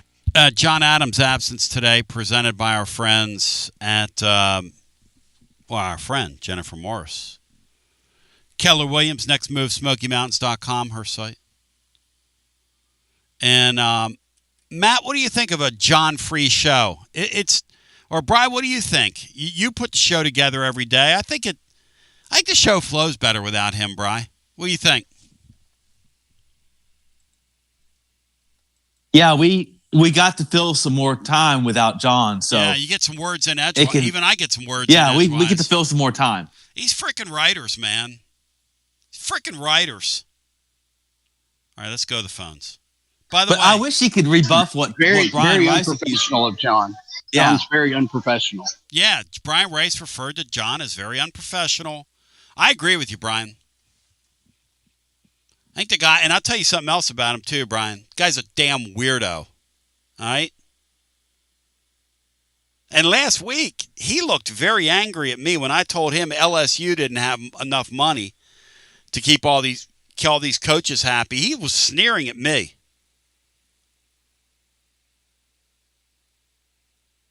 The man was urinated off. He couldn't believe they have no money down in Louisiana. Yeah, Louisiana. Bengal Tiger John, as we call him around my household. But, John Adams, let me think. Tony, do you miss him today? I got to tell you this. He's pretty damn talented. And he's got a great wit. And he's really funny. But he's really quirky and really odd. And he sort of reminds me of, well, I'm a little bit of an oddball myself. By the way, Tennessee is going to get a commitment here in a couple days. They're taking later in the week Christopher Washington. He's from Providence Christian Academy. Then we go back to the phones. He's in Murfreesboro. Class of 2026, so they're going to add him to the roster. Here's the lowdown on him. He's just a raw project, kind of an end-of-the-roster guy. They're going to grow him with the hopes that he grows into a good ball player. But John Adams is apparently he's on Queen Kimmy's list when Brian Adams is on Brian. What's not Brian Adams? That kid hadn't been that cool in years. To Brian Rice. Bri, are you a Brian Rice guy or a Brian Adams guy? Where you going, Bri?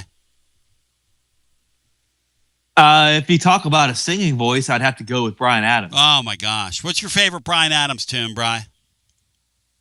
I could take Brian Adams or leave him, but singing-wise, Brian Adams would definitely be my pick over Brian Cuts Rice. Like a Knife is a great jam, man. That whole record right there. Go! But the Reckless record's insane. The Reckless record, but Cuts Like a Knife. That's a damn good jam right there. And This Time's a great jam. Let's go to the phones. 865-200-5402. I love music so much because it unites people.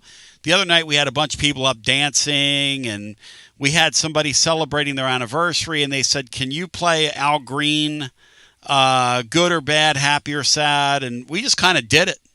We didn't work it up. We just kind of put the chords up there and played it and did it. And what a beautiful song. I'm so in love with you. Let's get our next call in. Hello and welcome. You're on the air. Am I on? Dude, Applebum, you got to put me on. Dude, let me tell you something.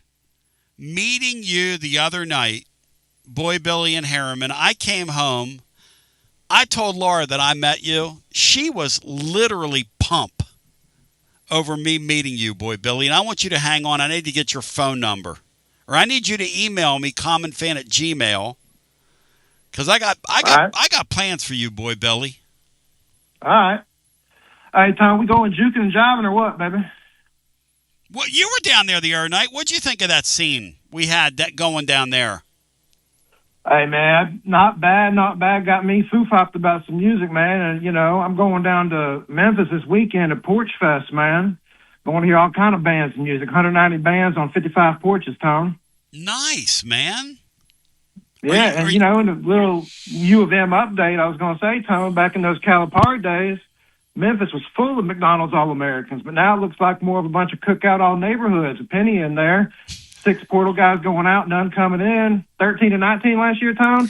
And I know Trump, he banned the penny, but, man, looks like Mr. Hardaway, that penny ain't working out there in Memphis, Hey, Matt, he said they've gone from McDonald's All-Americans to cookout. The players come from cookout. Yep, and we've got banned pennies in the country now. No longer producing. And they can't even get one at Whataburger. Rick Barnes won't even play him now. It's like we don't even need you. Like Memphis basketball, that's a shame. They don't even exist anymore, man. Sad, man. Hey, and Tom, I want to tell you a story if you got just a second. Hit it.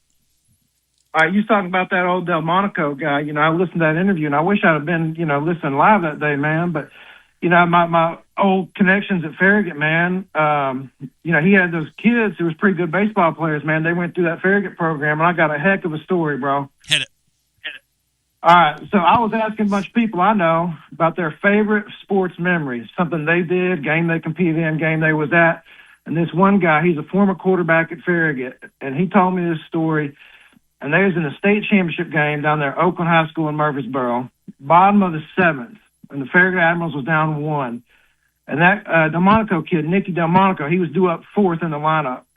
And he's a primetime player, major leaguer and all that. So he grouped up those 3 guys, man, and he told them, I don't care what you got to do. get on base. Get hit by a pitch, get a walk, get a single, bunt, whatever you got to do. One of you just get on base and I'll end the game. First two guys got out. And my boy comes up. He's nervous. He starts fouling off balls. He finally gets a walk. And then Nicky Delmonico comes up. First pitch, Tone. 2-run homer over the fence. Doggone state title. Put another ball in the wall, as they say down there at Farragut, Tone. Oh, Nicky Delmonico. Yeah, I'll tell you this. Rod Delmonico, man, he just loves baseball. I was texting with him after his Hall of Fame deal. He said, man, my heart's just so full. I'm so glad I came back and did that. And, you know, it's just a beautiful thing, man. We had an opportunity to spend some time with him, and I want to thank Chris Burke for that. But just to celebrate him, good stuff, man. Good stuff all the way around. And I'll tell you something, boy, Billy. You're a good man, dude. You helping us carry our equipment. And you got my legs growing out of your arm sockets. There are people that want to meet you. You need to come down to Calhoun's one Friday and give the Beanstar a neck adjustment with those big arms of yours. And people want to meet you, man. People want to meet you, boy, Billy. They really do. All right, man. You know, I'm down, man. I ain't scared to meet nobody. I'm people. Scared? We want to celebrate you, man. What do you mean scared? I mean, I ain't scared of that drive. You know, it's a good little drive out the way out there, man. But from Harriman. That's right. From Harriman. That's a hell of a drive, yep. You know. All right, son, I got to get back to work, man. It's crunch time, baby. Love. Do you not love, boy? Dixon, Dixon, what do you think of Boy Billy? I say it every time you ask. He's my favorite new caller. He's huge. I will quote the guy that was with Griff the other night. I said, you see that guy over there? I said, I'm fixing to whoop him. He goes, you and who else? You and whose army? Because that guy would swallow you. Buck says he's coming to Calhoun's on Friday. Hey, Buck, I want to meet you, man. I want to put my arm around you. Or I want to put it around your neck. No, I'm just kidding you. Boy, Billy is so next level, though. God, he was so cool looking when I met him. I couldn't believe it. I said, he said, are you the radio guy? Walks up to me all unassuming. I said, yeah, that's me. I do the radio show. He goes, Boy, Billy and Harriman. I went, oh my God. I did not think he was going to look like that. Boy, Billy, did you think I was going to look like a stuffed Muppet? Shout out to the Playbook with William Pattison on the way next. We stay here and hang out. We'll get a few more calls in, and then I'm going to go get some week done. Going to do some week, as they say in the trade. But in the meantime, here's the Playbook, William Pattison. I love you. Check us out at tclub.team. Peace. You're listening to FM 105.7 and AM 1340, WKGN Knoxville, and W289CU Knoxville. Fan Run Radio. Ladies and gentlemen, we're now live. It's our overtime segment. Bri, your thoughts on today's show, and then we go back to our phones. Well, it's Portal crazy. Yeah. Portal crazy. Portal combat. I liked the kid from Southeastern 16. I think they do a really nice job of covering the sport. I liked him. Yeah, that was also great too. We get excited about our baseball segments now with the resurgence. Hopefully that continues. No. What we think could be a resurgence, but there's no guarantees. People are like all in the comments today, all worried about is Berg and Masamba coming back. I mean, look, guys, no offense to y'all, but I only have so much bandwidth, and those guys are not that's not in my bandwidth to worry about that. I'm sorry. No offense. When we're getting down to that, worrying about that, somebody did ask Masamba? Somebody did ask an interesting question earlier regarding, can you sneak a guy on and walk him on, and then in year two bring him into play? Here, there are no more walk-ons. SEC rosters now you can sign to 105. There are no more walk-ons. Everybody gets a scholarship. Those days of walking on are done. which I think is a good thing, because if you're going to play and you're going to be kind of a tackling dummy, which is essentially what you are, some guys do get a chance to see action. Some guys rise and become players. I mean, real, like, on the field, real action. Let me tell you something. You do that, you got my vote, because you've jumped over, in some cases, maybe 10 to 15 guys on a roster. The Nick Revases of the world, those people. And you have to be one crazy, tough SOB to rise from the ranks of a walk-on to get there. Back in the day, the J.J. McCleskys of the world.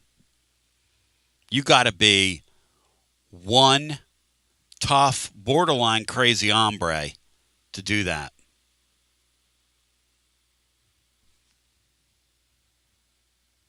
But we were talking earlier, you know, I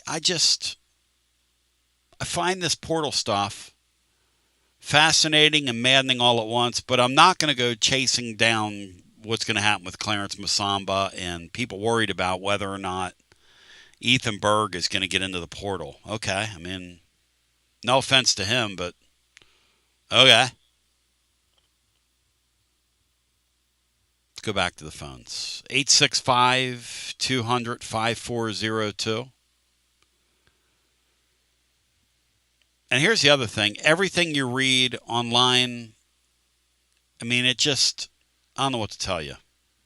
People have to produce content. That's fine. Whatever. I like when people put titles up on YouTube and they're completely misleading for what the clickbait titles. Hey, Matt, we're not going to traffic in clickbait titles on YouTube. Is that okay? I just refuse to do that. You have a clickbait title, and then the thing you read is nothing. The title has nothing to do with the story or what the video is about. I refuse to do that. No, it's not the right way to do things. Mm-mm. Not for the show of record. Not cool, man.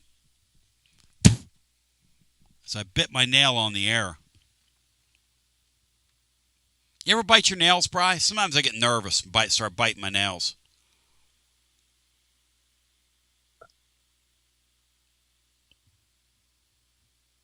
Here's another thing. I was having a discussion. I want to unpack this with Cinco tomorrow. I think our fans have a hangover from the whole Nico effect. I don't sense a lot of hype around this Faison Brandon kid, and I think he's got hypeable skills.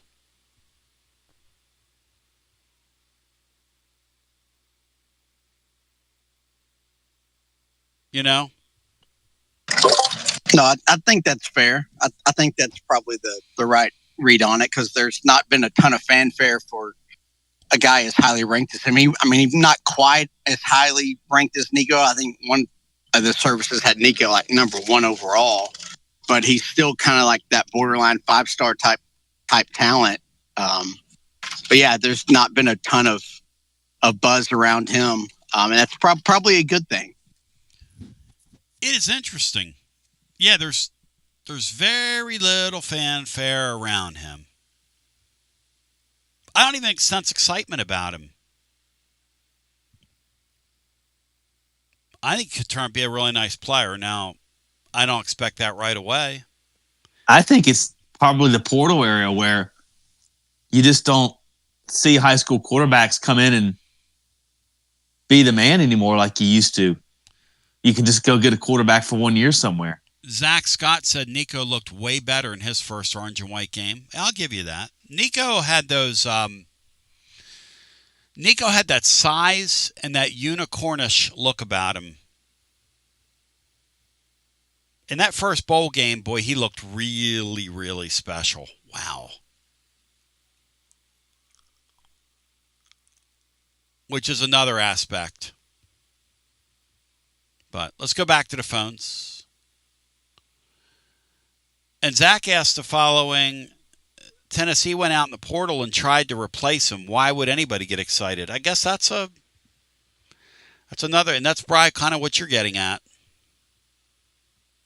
Yeah, you don't expect to see a guy coming in and out of high school just step on the field right away. And Blake Courtney makes a great point, which is it's very hard to get excited when you're looking at an orange and white game. And the film that they put out is so limited to these guys that they almost – SEC football is so big, they don't even need your hype.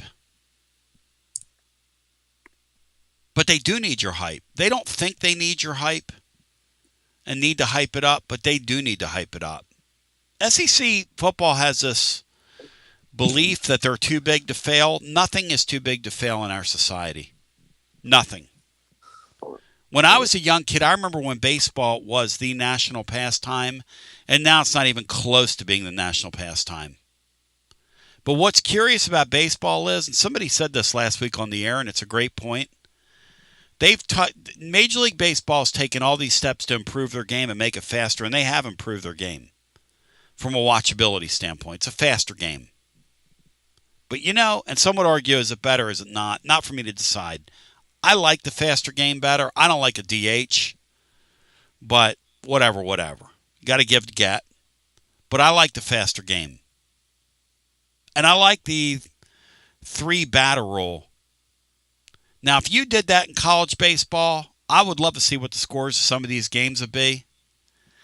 But I'll tell you this about the arrogance of Southeastern Conference football toward their fans when it comes to restricting what you see and hear. Be very careful. Be very careful.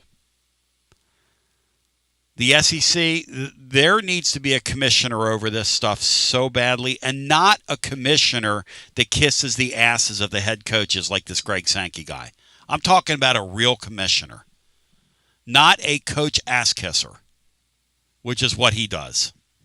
I'm talking about a real living, breathing, hey, this is what we're going to do for the good of the game, and I don't give a damn about you. Because, by the way, you're going to be replaced in 3 years anyway at most of these schools. So you can peace out. We've done way too much ass-kissing of these head coaches in college football. They're placeholders. Don't believe me? Look back the last 10 years and look who the head coaches were at all these schools. They're all placeholders. So why are we kissing their tails? Why don't we do what's good for the game? Why don't we open some practices up? God forbid. Why aren't these spring games televised anymore? Oh, that's right, because there's a transfer portal.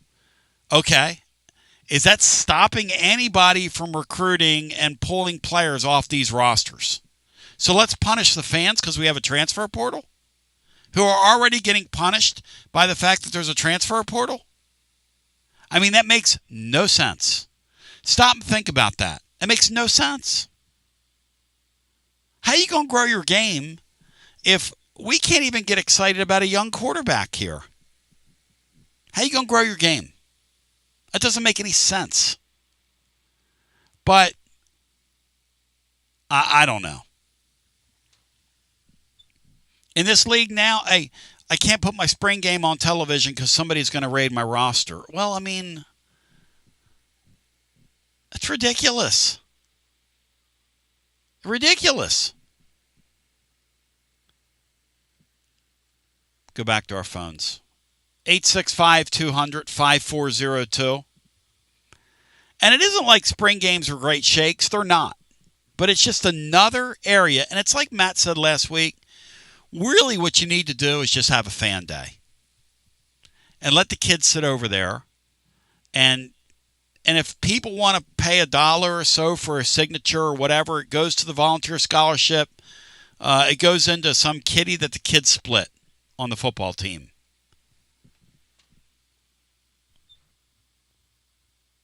But anyway,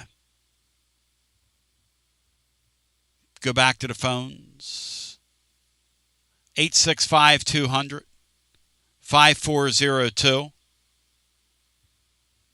If you want to get in the mix and in the hunt with us. Hi, welcome in. You're on the air.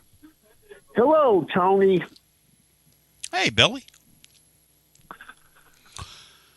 I'll tell you what, it would be nice if you would have done your talk show in front of Erlanger Stadium. And of course, that's where the Lookouts is going to be playing their new games. I just got done watching Channel 12, and several of Jesse's co-workers is doing reports from there. And this morning, I listened to my buddies Jed and JR, and they were over there doing their remote. Hey, Brian, a lot of things I thought would come up on today's show. The Erlanger Field down in Chattanooga is not one of them, Brian. How about for you? Was that on your Cinco card, Brian? No, I wasn't thinking about that field, but I was thinking about the Smokies Park. Hey, Bill, what happened to this thing that Limited Lou was going to be a part of, this bachelorette deal? There's some lady that went off the rails. Were you following that, Bill? No, I wasn't. She went after. I don't even watch that show. All right, top 3 shows right now on BET that you currently partake in, and that is Black Entertainment Television for the uninitiated. Okay. And William is a Caucasian in his 70s.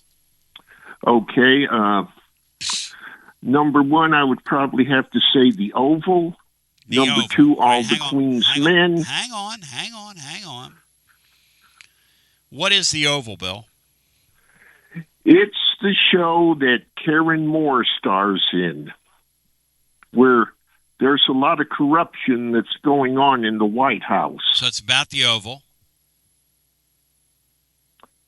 And, that's the Oval. So the Oval is about the Oval Office. Yeah. And is it like, how do I ask this? Is the president white or African American, Bill, in that show? He's white. He's white. All right. So that's the Oval. All right, move along. The other one, I would probably say All the Queen's Men. All right. Now, what is that about? It's about, let's see. Is that like BET's answer to Downton Abbey? No. Do you ever watch Downton Abbey? Yeah, I've watched Downton Abbey. Are the women glamorous on Downton Abbey? Yes, they are. Very glamorous. And what about on All the King's Men? All the Queen's Men is about a woman that runs a strip joint. And she's also a mobster. And there's several people that is wanting to destroy her. But Brian, they don't succeed. Brian, does that sound like something you'd be interested in, All the Queen's Men? I think Titusville is a strong Christian. I'm surprised he would watch anything that has anything to do with the strip joint. Is he judging you, Bill? Well, I believe he is, but that's okay. I'm used to his cheap shots. So All the Queen's Men, who stars in that, Bill? Ava Marcel. Ava Marcel. She used to be a member of the Real Housewives of Atlanta. And she's a queen? Is she the queen? Yeah, she's the queen, yeah. Okay. How many queens, are there good-looking, I guess there are good-looking women on there because they have to play like the strippers and whatnot, Maury Hanks? Well, it's mostly men. Mostly men. Muscular men. Muscular men. Very muscular men. Okay, hulky men. Yes. All right, so Brian came at you with a cheap shot. What's your third favorite show on BET? This is pretty next level. Okay, Sisters. It's like 4 black women. Beautiful black women. All right, Kyle just texted me. Top 5 updated women of color. Hit it. Okay, I would say Karen Moore. Eva Marcel. Brian, are you familiar with Karan Moore or Karen Moore? No, I am not. All right. Okay, another one, Ebony K. Williams, who's the host of Equal Justice, who I'm trying to match Kyle Blackburn up with. Yeah, Kyle has a significant other right now. They're going strong. But okay. he does appreciate your interest, though, in his love life. He just texted me that. Okay. Another one I would probably say... Did you say that Sisters has muscular women on it? No. All the Queen's Men has muscular men on it. Continue. Okay, another one I would probably go with Tiffany Haddish. All right. Even though I'm not turned on to her wearing wigs. And another one I could probably put on there would probably be Megan T. Stallion and Robin Givens. Brian, are you a Megan Thee Stallion fan? Brian Hartman. What you say, Stallion? Bill, it doesn't sound like he's... How do I put this? It doesn't. I want to hear him do a Karen Weekly impersonation. It does not or sound a like, Tomahawk Chop More chant. It does not sound like he's taking your call seriously, Bill. He's trying to get you to engage in these games. He took a shot at you, said you shouldn't be watching that programming, almost like a judgmental kind of thing. What's going on here with you and him, Bill? I have no idea. Well, I can remember there was one time bad blood between him and me, but that's over. Bill, I told Laura last night I'm considering getting a wig. No, really. All I have to do is grow my sideburns out, and then you kind of put a wig on, and they match your sideburns with your wig. Yeah. Somebody in the chat, Bill, asked your top 5 current Lady Vols basketball players. Oh boy. Okay, Paula Towns, Cindy Ely, Shira Eli? No, Cindy Ely, yeah. Shira, like Candace Parker. Very beautiful.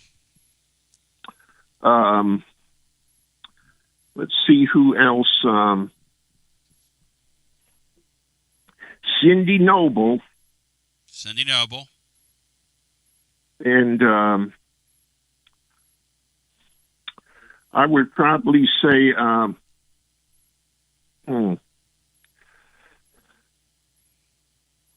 that's all I can think of right now, Tony. Brian, is there anybody else, beautiful Lady Vols, you'd care to add to the list?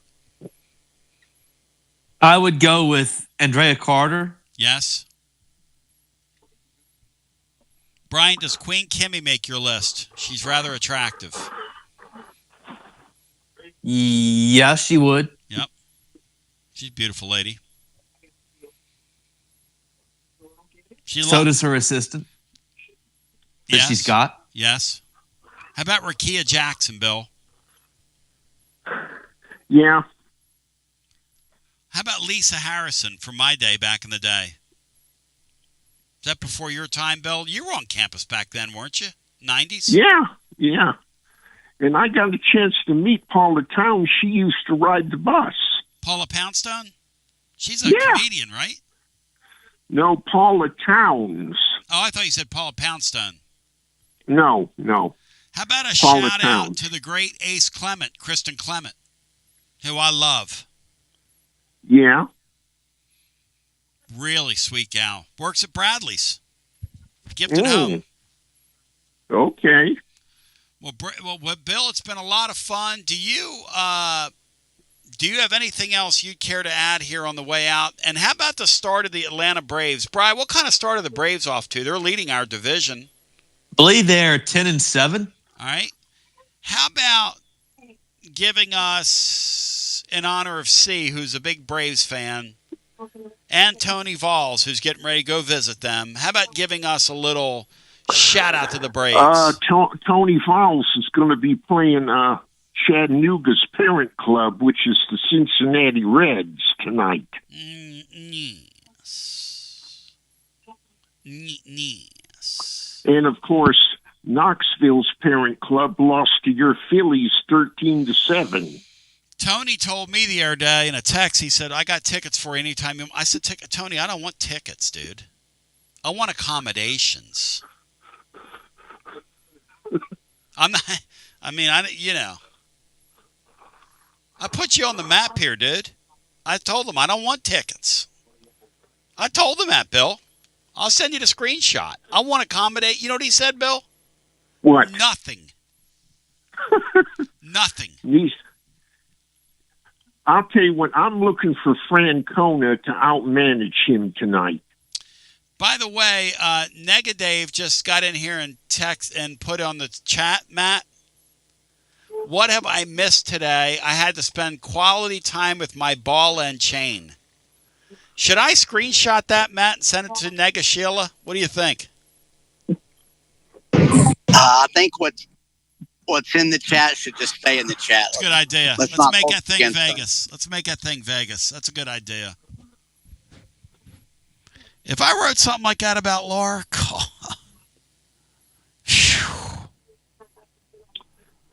love don't feel like no ball and chain to me.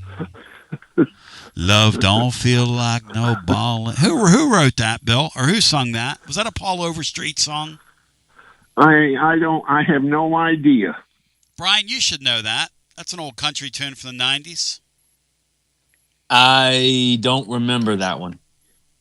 Sure you do. Love don't feel like no ball and chain to me. I honestly don't. Love don't.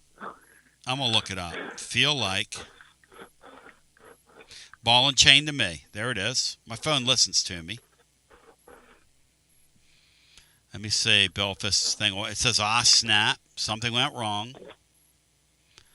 Paul Overstreet, Ball and Chain, Bill. All right. It goes, love, don't feel like no ball and chain to me.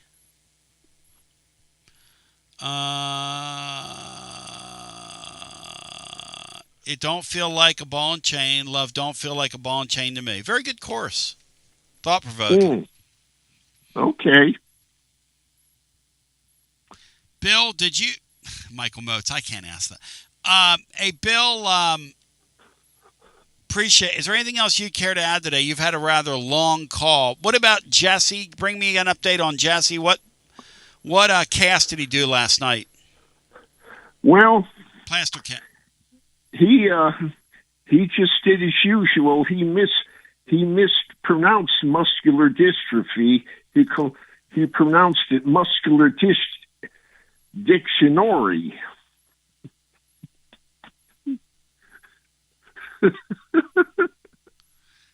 Matt, do you have any thoughts on this guy, his appearance right now?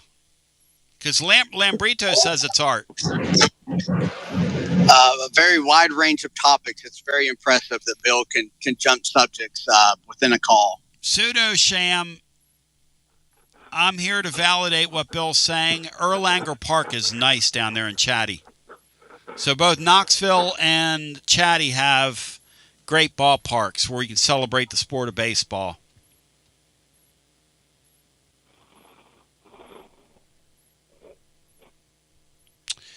James Daniel said while you were looking up numbers, Trilly just predicted Harrelson from Notre Dame to Tennessee. James, that's part of the grand plan, my friend, but we'll get to that at some point later on. Not surprising, James. I didn't think the Vols were going to let him get off their campus. That's their plan. Bill, do you have anything else you'd care to add? And have you been following the transfer portal, Bill? No, I haven't. But I believe that Tennessee could have a good football team if they can find them a quarterback. Bill, will you give me a Little Braves Give me a little ho, ho, ho, ho, ho. Okay, I'll do it. All right. Hey, oh, ho, hey, oh, ho, hey, oh, ho. That's it? It's like an allergic. Hey, oh, ho. Bill, you're out of here, man. That's like an allergic version of that. He screamed that before, Brian. How do you think he would do that, Brian, if you put like one of those women from BET in front of him? Think he'd bring that volume up? Think we could get that up, Brian? The volume? It's worth a try.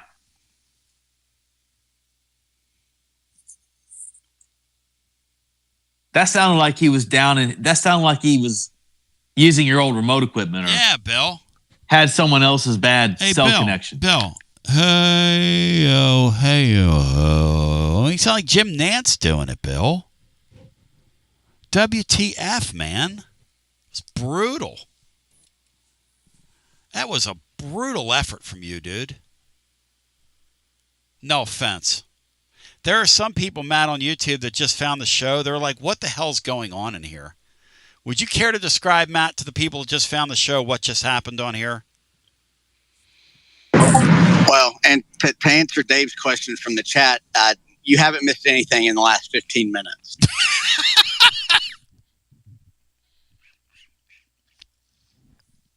But the show record can go off the rails at times. Yeah, it certainly did that last call. We have excursions every once in a while. We like to go very muscular men. Yes, very muscular men doing very goofy things. The Harrelson kid, if that in fact is what Trilly's projecting, and I'm very slow to accept projections because, again, and I think Trilly's very good. But, you know, this guy's going to Michigan. This guy's going here. This guy's going there. Let me tell you something about Juke Harris. Juke Harris. Brian, do you like saying Juke Harris or Juke Harris? Which one do you like? Because they both work. CB Brent TV3 asked any baseball talk. Yeah, we had a guest on right off the top today. We talked about the Lee. We talked about Tennessee baseball. We talked about the upcoming series with Ole Miss. We did it all with the greatest of ease, G, no GTE. But Juke Harris, Brian, are you for or against getting Juke Harris? I think it's going to take a while. Just got to be patient. And Juke Harris, yeah, and you got to be patient with this PG number 1 that you keep talking about. Oh, God. I mean, that's getting on my nerves. Zach Scott, when are we getting Money Williams on campus? You know, that wouldn't surprise me. I wrote today, I think the Vols are involved with somebody from the Northeast. My read on this, and I could be wrong, is that they've got to figure out a way to put some heat on PG1. Just to say, hey, you know, the train's going to leave the tracks here. But I do believe the Vols have a bag. I do believe they've earmarked a bag. I do believe that they have a list, obviously, past PG1, where if you miss on PG1, you want to turn it into PG1A. But Juke Harris, at the end of the day, is extremely tantalizing and worth waiting for. One of Daryl Hall's great songs, Wait For Me. Very pretty song. Find the live version if you want to listen to that. Find a live version. Very pretty chord structure. His singing, obviously, in that era is stellar, incredible. Song in B flat, which is an interesting key to put a tune in.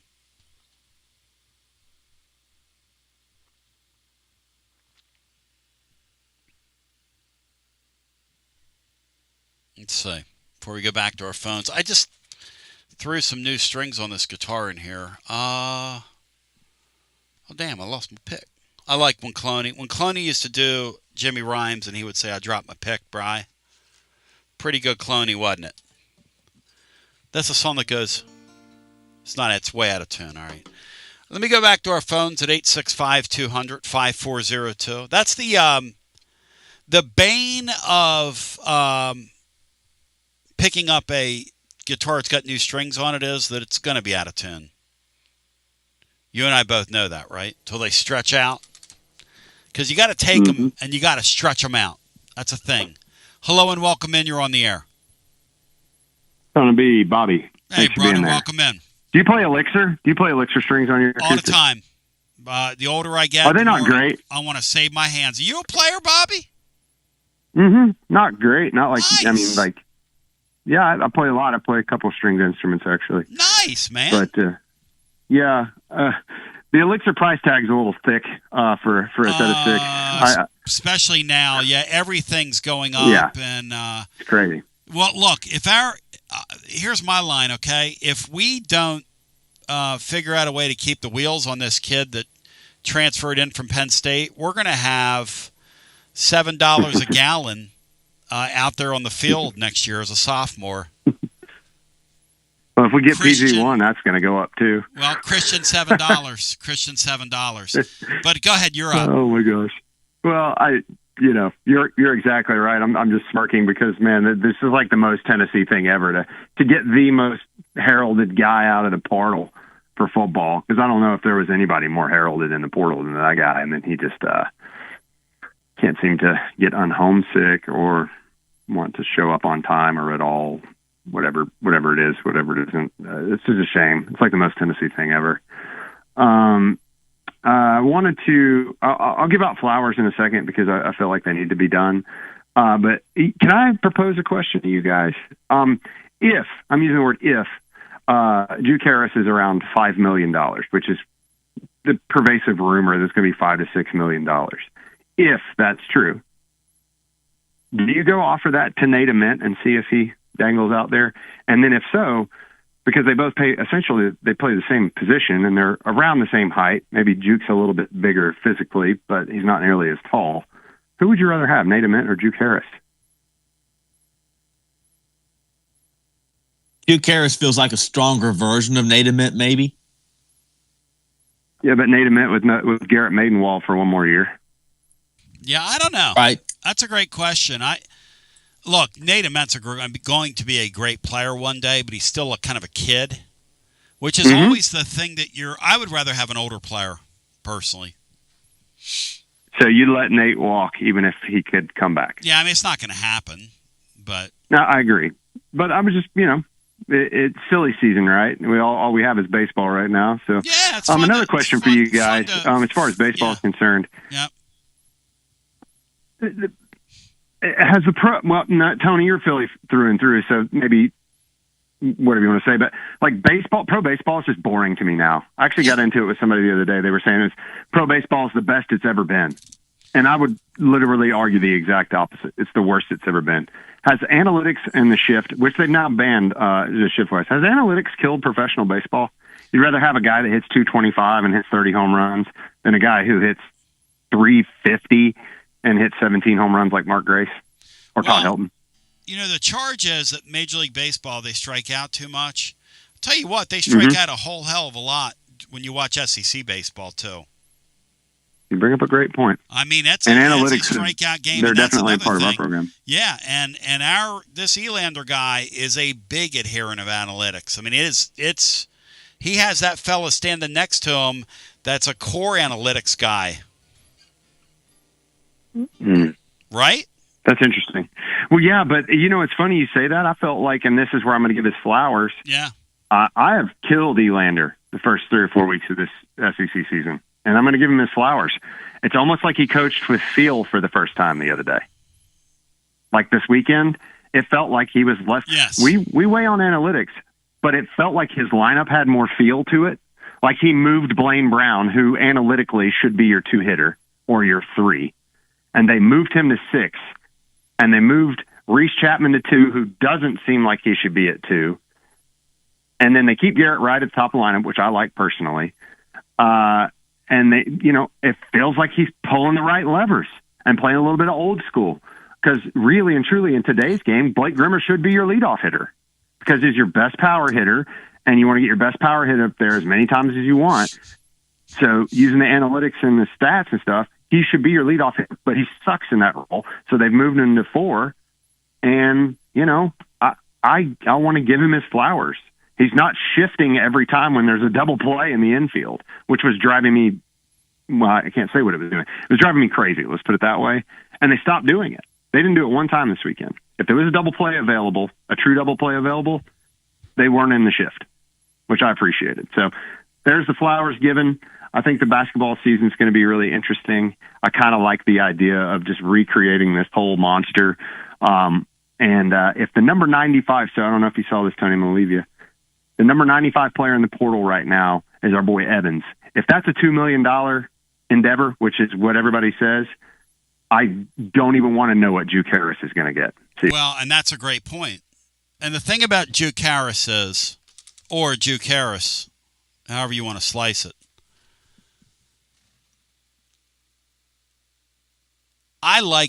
here's the thing about, Emment's an incredible talent, and he's an awesome player. And he's a really, really good college player, but is he going to stay healthy? Now that he's not on your roster, I mean, if you make me choose between a guy that's had good health and a guy that's kind of spindly and kind of has an issue with a wheel, and I don't know how that's going to, I'm just, that's why I answered it the way I answered it. Give me a guy that's obviously Nate Ament is what you call an off-the-charts talent. He's way up here. The best ability is availability. I'm back to that.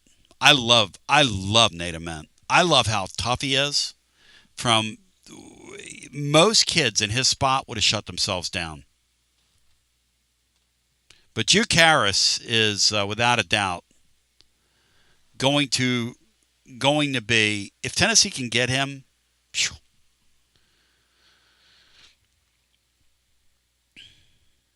Here I was thinking this Harrelson guy is kind of an added part.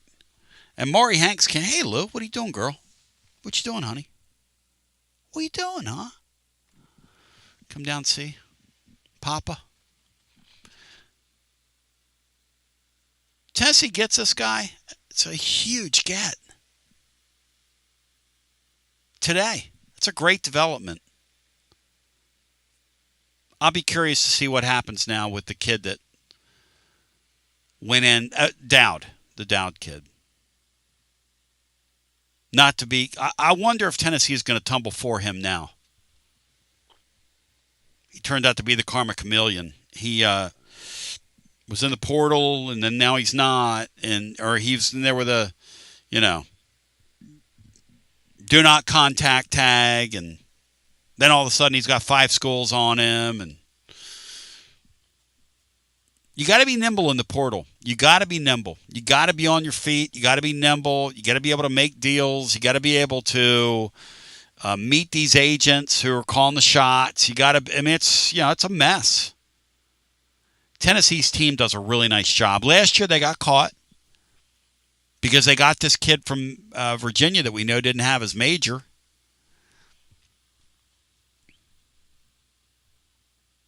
But this Harrelson guy's, Maury Hanks got me excited today. ESCITED, excited. But we'll go back to the phones.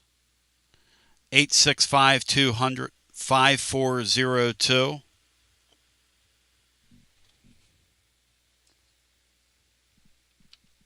Hi, you're on the air. Welcome in. Hey, what's up, guys? Josh White. What's up, Josh Wingo? Hey, Chip Pardo. So, Matt, what do you think about this series going into this week against Ole Miss? Would you say for sure 2 out of 3 and be happy with a sweep? I mean, expecting a sweep, I think, is kind of a pipe dream with this team, even though you just got one on the road. You need to hold home field advantage and take 2 out of 3. Absolutely. I think that should be the goal. Hey, Matt, to win 2 out of 3 and exit this weekend 500 in the league, that's very, very reasonable. Hey, Matt, easily a better chance they lose the series than get a sweep, yes? Yes. I would say that for just about every series they have left. Yeah. You know what I think? When they played at Mississippi State this week, I felt like their plate approaches were really much better than it has been early in the season. I thought they were very patient and didn't chase anything. What do you guys think?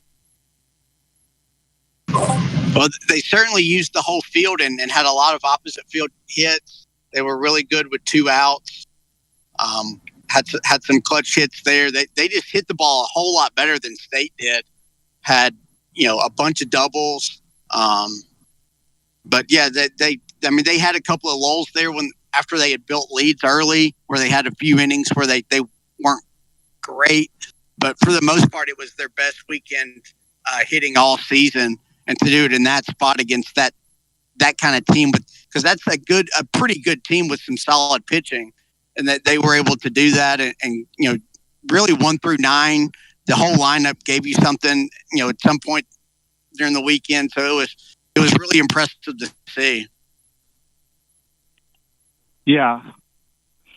So, do you think if we get to about 14, 15 SEC wins, we're comfortably in the NCAA tournament?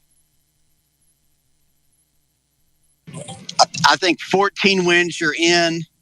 And then once you get 15 and up, you can potentially get into that hosting conversation. You probably need 16 league wins to host, but I do think with 14 you get into the field.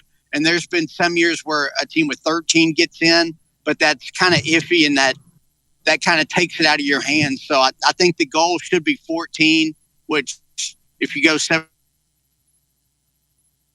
what you did the first half, that gets you there. But I think this should strive a little bit higher than that. You've got more home series left than road. So if you can get to 15 or 16, you're right in the discussion to not just make the field, but potentially host another regional, which would be a really impressive first year for Josh Vielander, especially given the rocky start. Hey, Josh, you boy, question for you. NBA playoffs. Yes. Who do you have in this play-in round, or you on anybody? I like the Hornets tonight against who they play in Miami. Heat. Mm-hmm. Yeah, I like the Hornets against the Heat tonight. And I hate to say it, but I like Houston against my Lakers in the first round of the playoffs. Hey, Brian, any thoughts on tonight's play-in round? It's on Amazon Prime Video. Yep. Yeah, that's how much I'll be watching of the play-in round, and that's none because I don't have Amazon Prime. Oh, really? I have it. You want my passcode? No, thanks, Tony. But no, I can give it to you. I got it from. No, that's all right. I got it from Mr. Wong. No, that's okay. So if Mr. we Wong end on up Reddit. getting, I got it from Mr. Wong on Reddit. I can hook you up if you want to watch playing round. no, thanks, Tony. But if we end up getting this Harrelson guy and Juke Harris, I think it's a pretty good damn portal. Oh my gosh, are you kidding? You gonna land both those guys? But that's not all, as they used to say on the old commercials, because that's they're not gonna stop there. They're gonna have 4 guys from here. He's 1. They'll be down to 3, but they might go to 5. Where did the Washington kid play at that we're interested in? He's from a small school in Nashville, Presbyterian. Something or other. We were talking about him earlier, but he's from the Murfreesboro area. And I'm going to reach out to Marky Boy Griffin and see if he knows him. He's a top 100 player. And nice. Nice Sounds player. good. Yeah. Do you think there's any chance about the rumbling of Tyler Tanner? There's a chance we could end up with him? I don't even know who that is. Tyler Tanner. You don't? Brian, are you familiar with him? He was Vandy's point guard, but I've not seen anything about him entering the portal at all. Like I've not even heard. I I just assumed he's back in Nashville and running it back there. Yeah, I mean, Tony, your boy Richard G. West tweeted out a week or two ago. There's a good chance we'll end up with him. Well, he tweeted out about Kim Caldwell. He has broken some stories here recently. Yeah. One last thing I want, Tony, again, can you do it? Tell me I'm out of here in Jim Nance master voice. Joshy boy, unfortunately for you, it's a tradition unlike any other, and I take my clipboard, Joshy boy, and I shove it up your candy ass. You're out of here. 865-200-5402. Brian, do you think I could do AMSR if given the opportunity? I want to hear a Jim Nance whispering singing voice. You mean like... Don't give him ideas, Brian. Come on. You mean like... If we wanted creepy, would get Titans-Bill to double dip. You mean like... I've got sunshine on a sunny day. I guess you'd say, what can make me feel this way? Beano, talking about Beano. Let's go back to our phones. Some call that performance art. Hi, you're on the air. Welcome in. Wait for me. Wait for me. That's a great jam, Tony. That's a good jam. A little Hall & Oates. I had that on DVD live. Was it Live by Request when they did it in New York City? Yeah, it's a great song, man. Yeah. Hey, Drew Karras, what's the amount is he going to be asking? Are they giving him? No, I have no idea. I mean, I hear like you're going to get him. You're going to pay north of $6, maybe around $7 million for that guy before it's all said and done. $7 million. Wow. Yeah, it's where we are, man. I thought it was something with Steve $1 Million. Steve Austin was a $6 million man. Yeah. Who named himself Lee Majors, right? Named himself after Johnny Majors. Wasn't he from? Don't tell me, Scott County, Kentucky. I don't know the county, but he's from Kentucky. Went to Scott High School, I think. I saw his stuff in there. They had a display of his up in their trophy case at one of those places. I do want to say it was Scott County. Does that sound right to you, Brian? He was a Tennessee fan. I didn't know where Lee Majors was from. Hey, Tony, does Sammy from the Ridge live in North Carolina?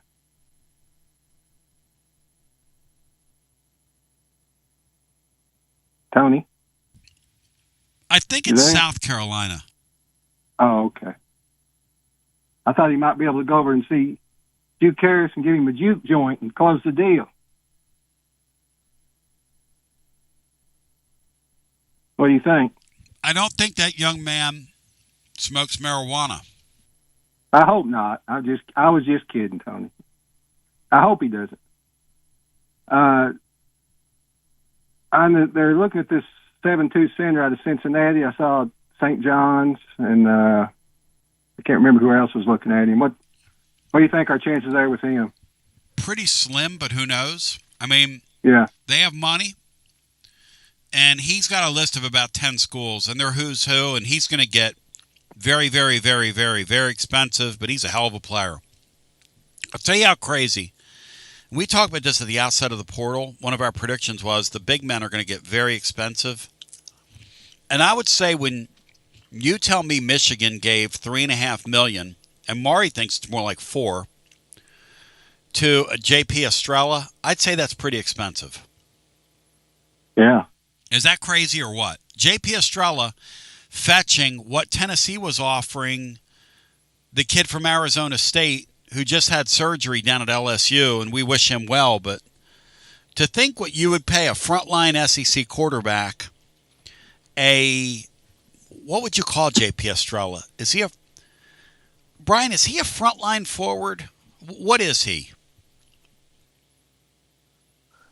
He's got potential sometimes to be a frontline guy, to look like a frontline guy, but he's not a great player. You don't always but it doesn't always happen. Yeah, I call him a pretty good player. I think that J.P. Estrella, not great, right, Freddie? Pretty good? He's better than average, but he isn't anything special. $4 million. God. He'd be easy to replace or easier to replace. Yeah, when he's healthy, he's good, but you know how it is. Yep. You never know. You pay these just like football. You pay big money. You didn't know if they're going to get hurt. Well, just like in any sport. Yep. But who else are they looking at? Big men. I know they said they want to get at least one more. Bell County High School for Lee Majors. That's right. Middlesboro. That's what I meant. Middlesboro. Yeah. He's just over the line. That's right. And they do have a thing in their trophy. Well, they did 25 years ago when I was in there. They had something in there. Of course, that would have been more early 90s. He would have been, 18 years after the $6 Million Man was a thing. I'm sure. Oh, who knows what's there now, but why am I getting off on that? I remember you remember Big Valley, don't you? The big people thing's a little bit of a mystery right now to me, Freddie, because they were involved with the kid from Seton Hall.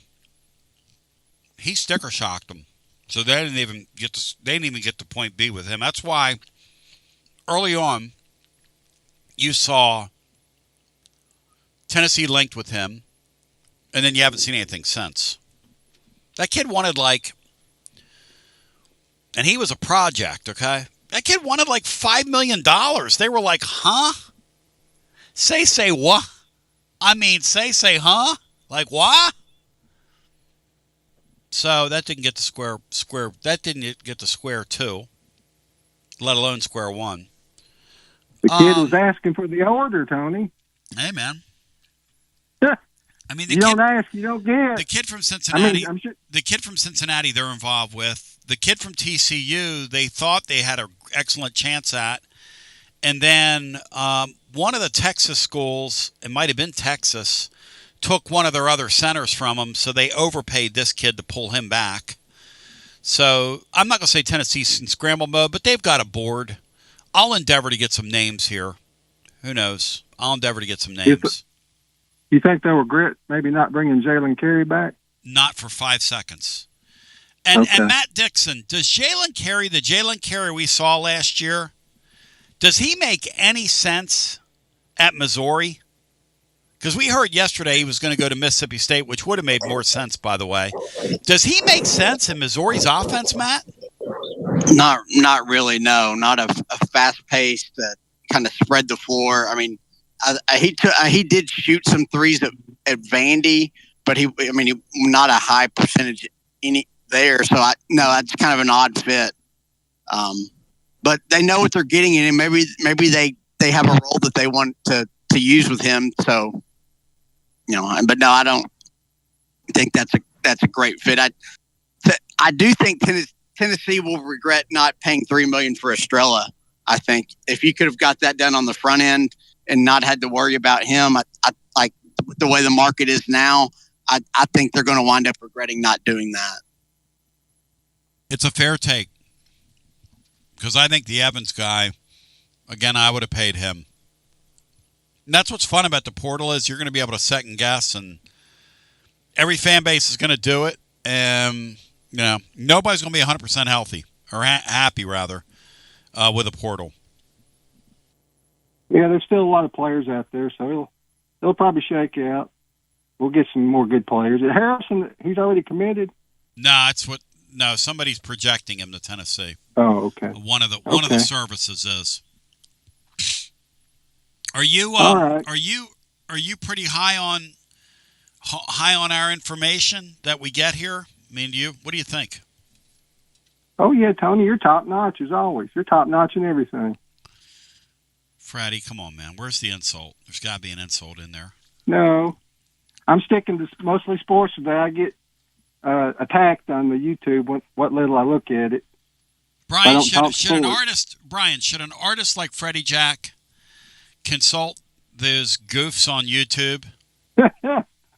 Never. Those miscreant Needle life losers.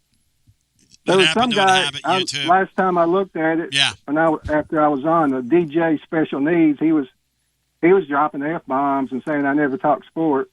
Well, you're going to let a guy. I've called the show since the beginning. I've talked a lot of sports. That guy lives in our penalty box. You know.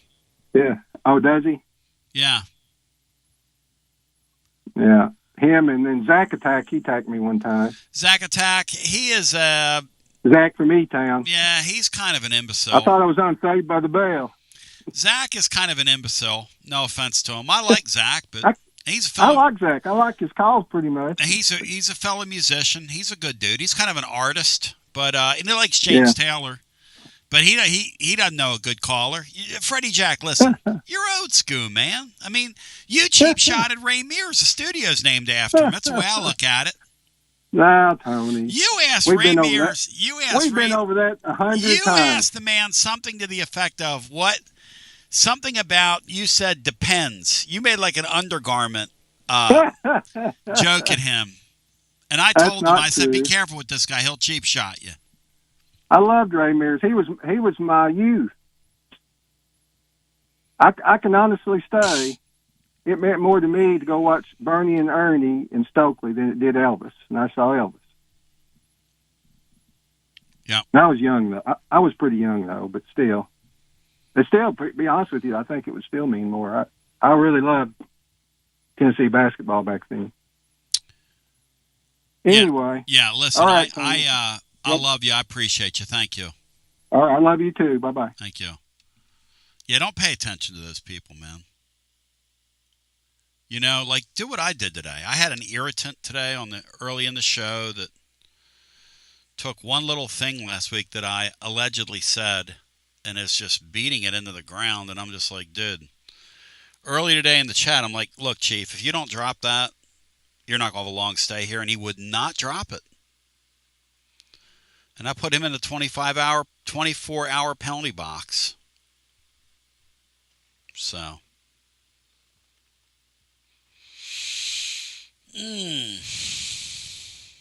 All right, boys. Anything else that we care to get into? Because I got to get out of here. Safe travels, Dixie. Love y'all. Thanks. Bri, love. Thank you. Tomorrow on the programma, I'm requesting Chris Burke. We'll see what happens.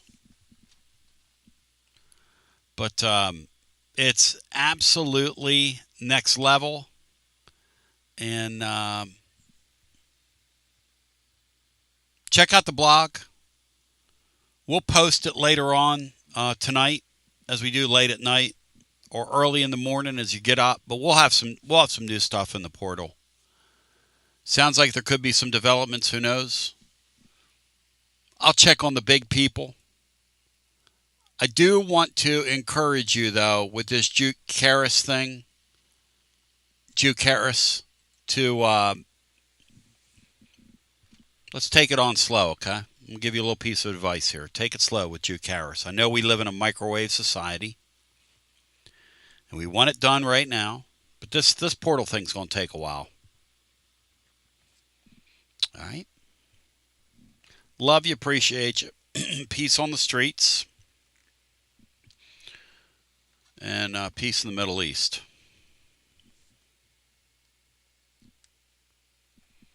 God bless you. Have a great day. Have a Doc Gooden. I'll be on with Plaster later, by the way, if you're around. You found Radio Free Tennessee. Your Tony Basilio show will begin momentarily. Keep it locked in right here at TonyBasilio.com and on your Tony Basilio app. And hey, do us a favor. Spread the word.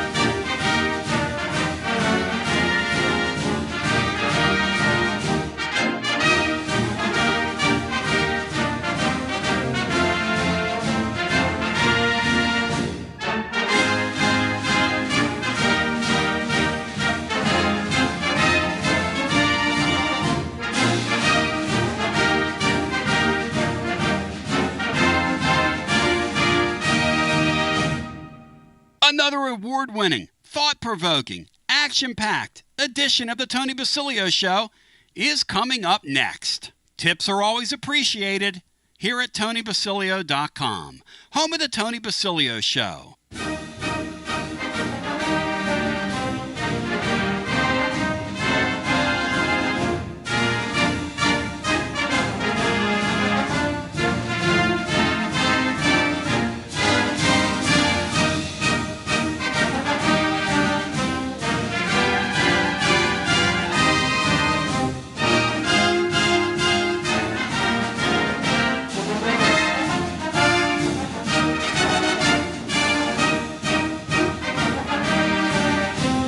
Listening to FM 105.7 and AM 1340, WKGN Knoxville, and W289CU Knoxville, Fan Run Radio. Tony B and Hughes, welcome you to another edition. I'd have known that if I wasn't fooling around in here, but what are you going to do?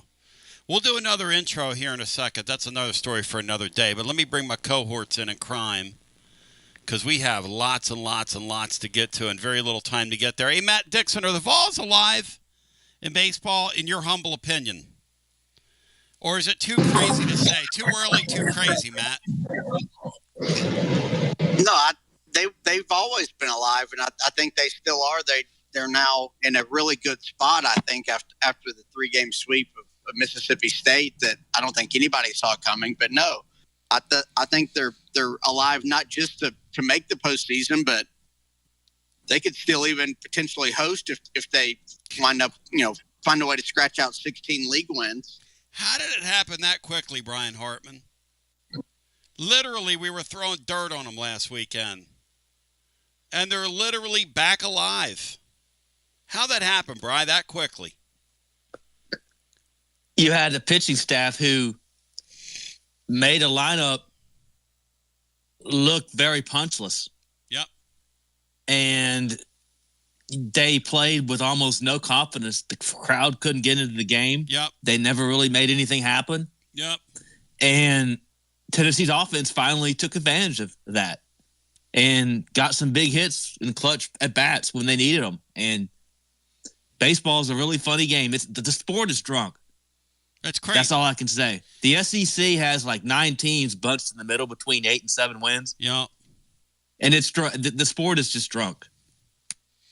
Shout out to Maury Hanks, by the way, presented by our friends at T3 Vodka. He going to be on coming up on your Tuesday here a little later on in the hour. Also today, Graham Dodie going to join. He's a noted sports broadcaster from covers Ole Miss, Bry. Are you fired up, folks, prepared to talk to him, Bry? We are more pumped up to talk about the next baseball series than we've been in a while. Matt, do you find this an opportunity, and is this a Friday-Sunday affair? Yes, it is. Friday through Sunday against Ole Miss, who just got done sweeping LSU at home. Will you please explain that to me? Explain to me LSU and how we let them off the hook, because they are, as we say in the trade, they're ratchet. Do people still use that word, Matt? Because they're ratchet. Yeah, they're not very good. They, obviously coming off a national title, they lost a lot and just don't have a great team. They've got 2 or 3 kind of high level players and a couple of solid arms, but nothing special. And like you said, Tennessee, outplayed them the majority of all 3 of those games, but found a way to let LSU hang around and beat them 2 out of 3. But that's kind of how the league works. I mean, Mississippi State swept Ole Miss 2 or 3 weekends ago, and looked like the best team in the league or one of the top 2, and now they've somehow lost 6 straight league games at home. 6 straight league games at home. Yep, and their announcers were absolutely nutty. They couldn't believe what they were seeing. Those guys did a very good job, Matt, of calling that series. When I say, you could tell they were like, when I use the term nutty, they were, I was thinking of what this transfer portal's doing to me. But the fact of the matter is I thought they gave the Vols an even shake, and they were pretty honest about what they were seeing, which is a team that was extremely lifeless against the Vols. They never led, right? They never led in that series. No. Tennessee jumped out to early leads in all 3 games, which was big. Yep. And took the crowd out of the game, like Brian said, early. Yep. Didn't let them get very hostile. And no, I thought the announcers were really good. Those are 2 of the better in-home announcers in the league, I think, for baseball, and they do a really good job. But yeah, the team Mississippi State just didn't give those guys anything to get excited about. The team just couldn't string together any kind of quality at bats, and like you said, they never led, and they made Friday night interesting. But Tennessee was clearly the better team, throughout the weekend. Coastal Volley asked a great question today over on YouTube. If you want to join the growing YouTube contingency, we were racking at like 300 a shot yesterday. He wants to know how much ad space is on the top of my head.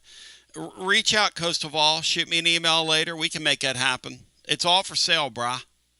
As Bon Jovi once said, love for sale. Hey, love for sale. Listen, people are wondering about this Juke Harris thing, and I'm going to get into the portal here momentarily, and then Maury's going to join us later on in the hour. I predict Juke Harris. I don't believe anything I hear. I don't believe anything I read, because the people I talk to are telling me just to hang in there and trust the process on this one. I'm not saying Tennessee's 100% going to get him, but they're in a lot better shape than people think they are. So you can either believe that or not. I told you Friday he wasn't committed to Michigan, and he wasn't. I told these guys Friday that Rick Barnes was visiting with him, and they did over the weekend. I do not believe that he's going to North Carolina. I don't believe that in the least. This is kind of playing out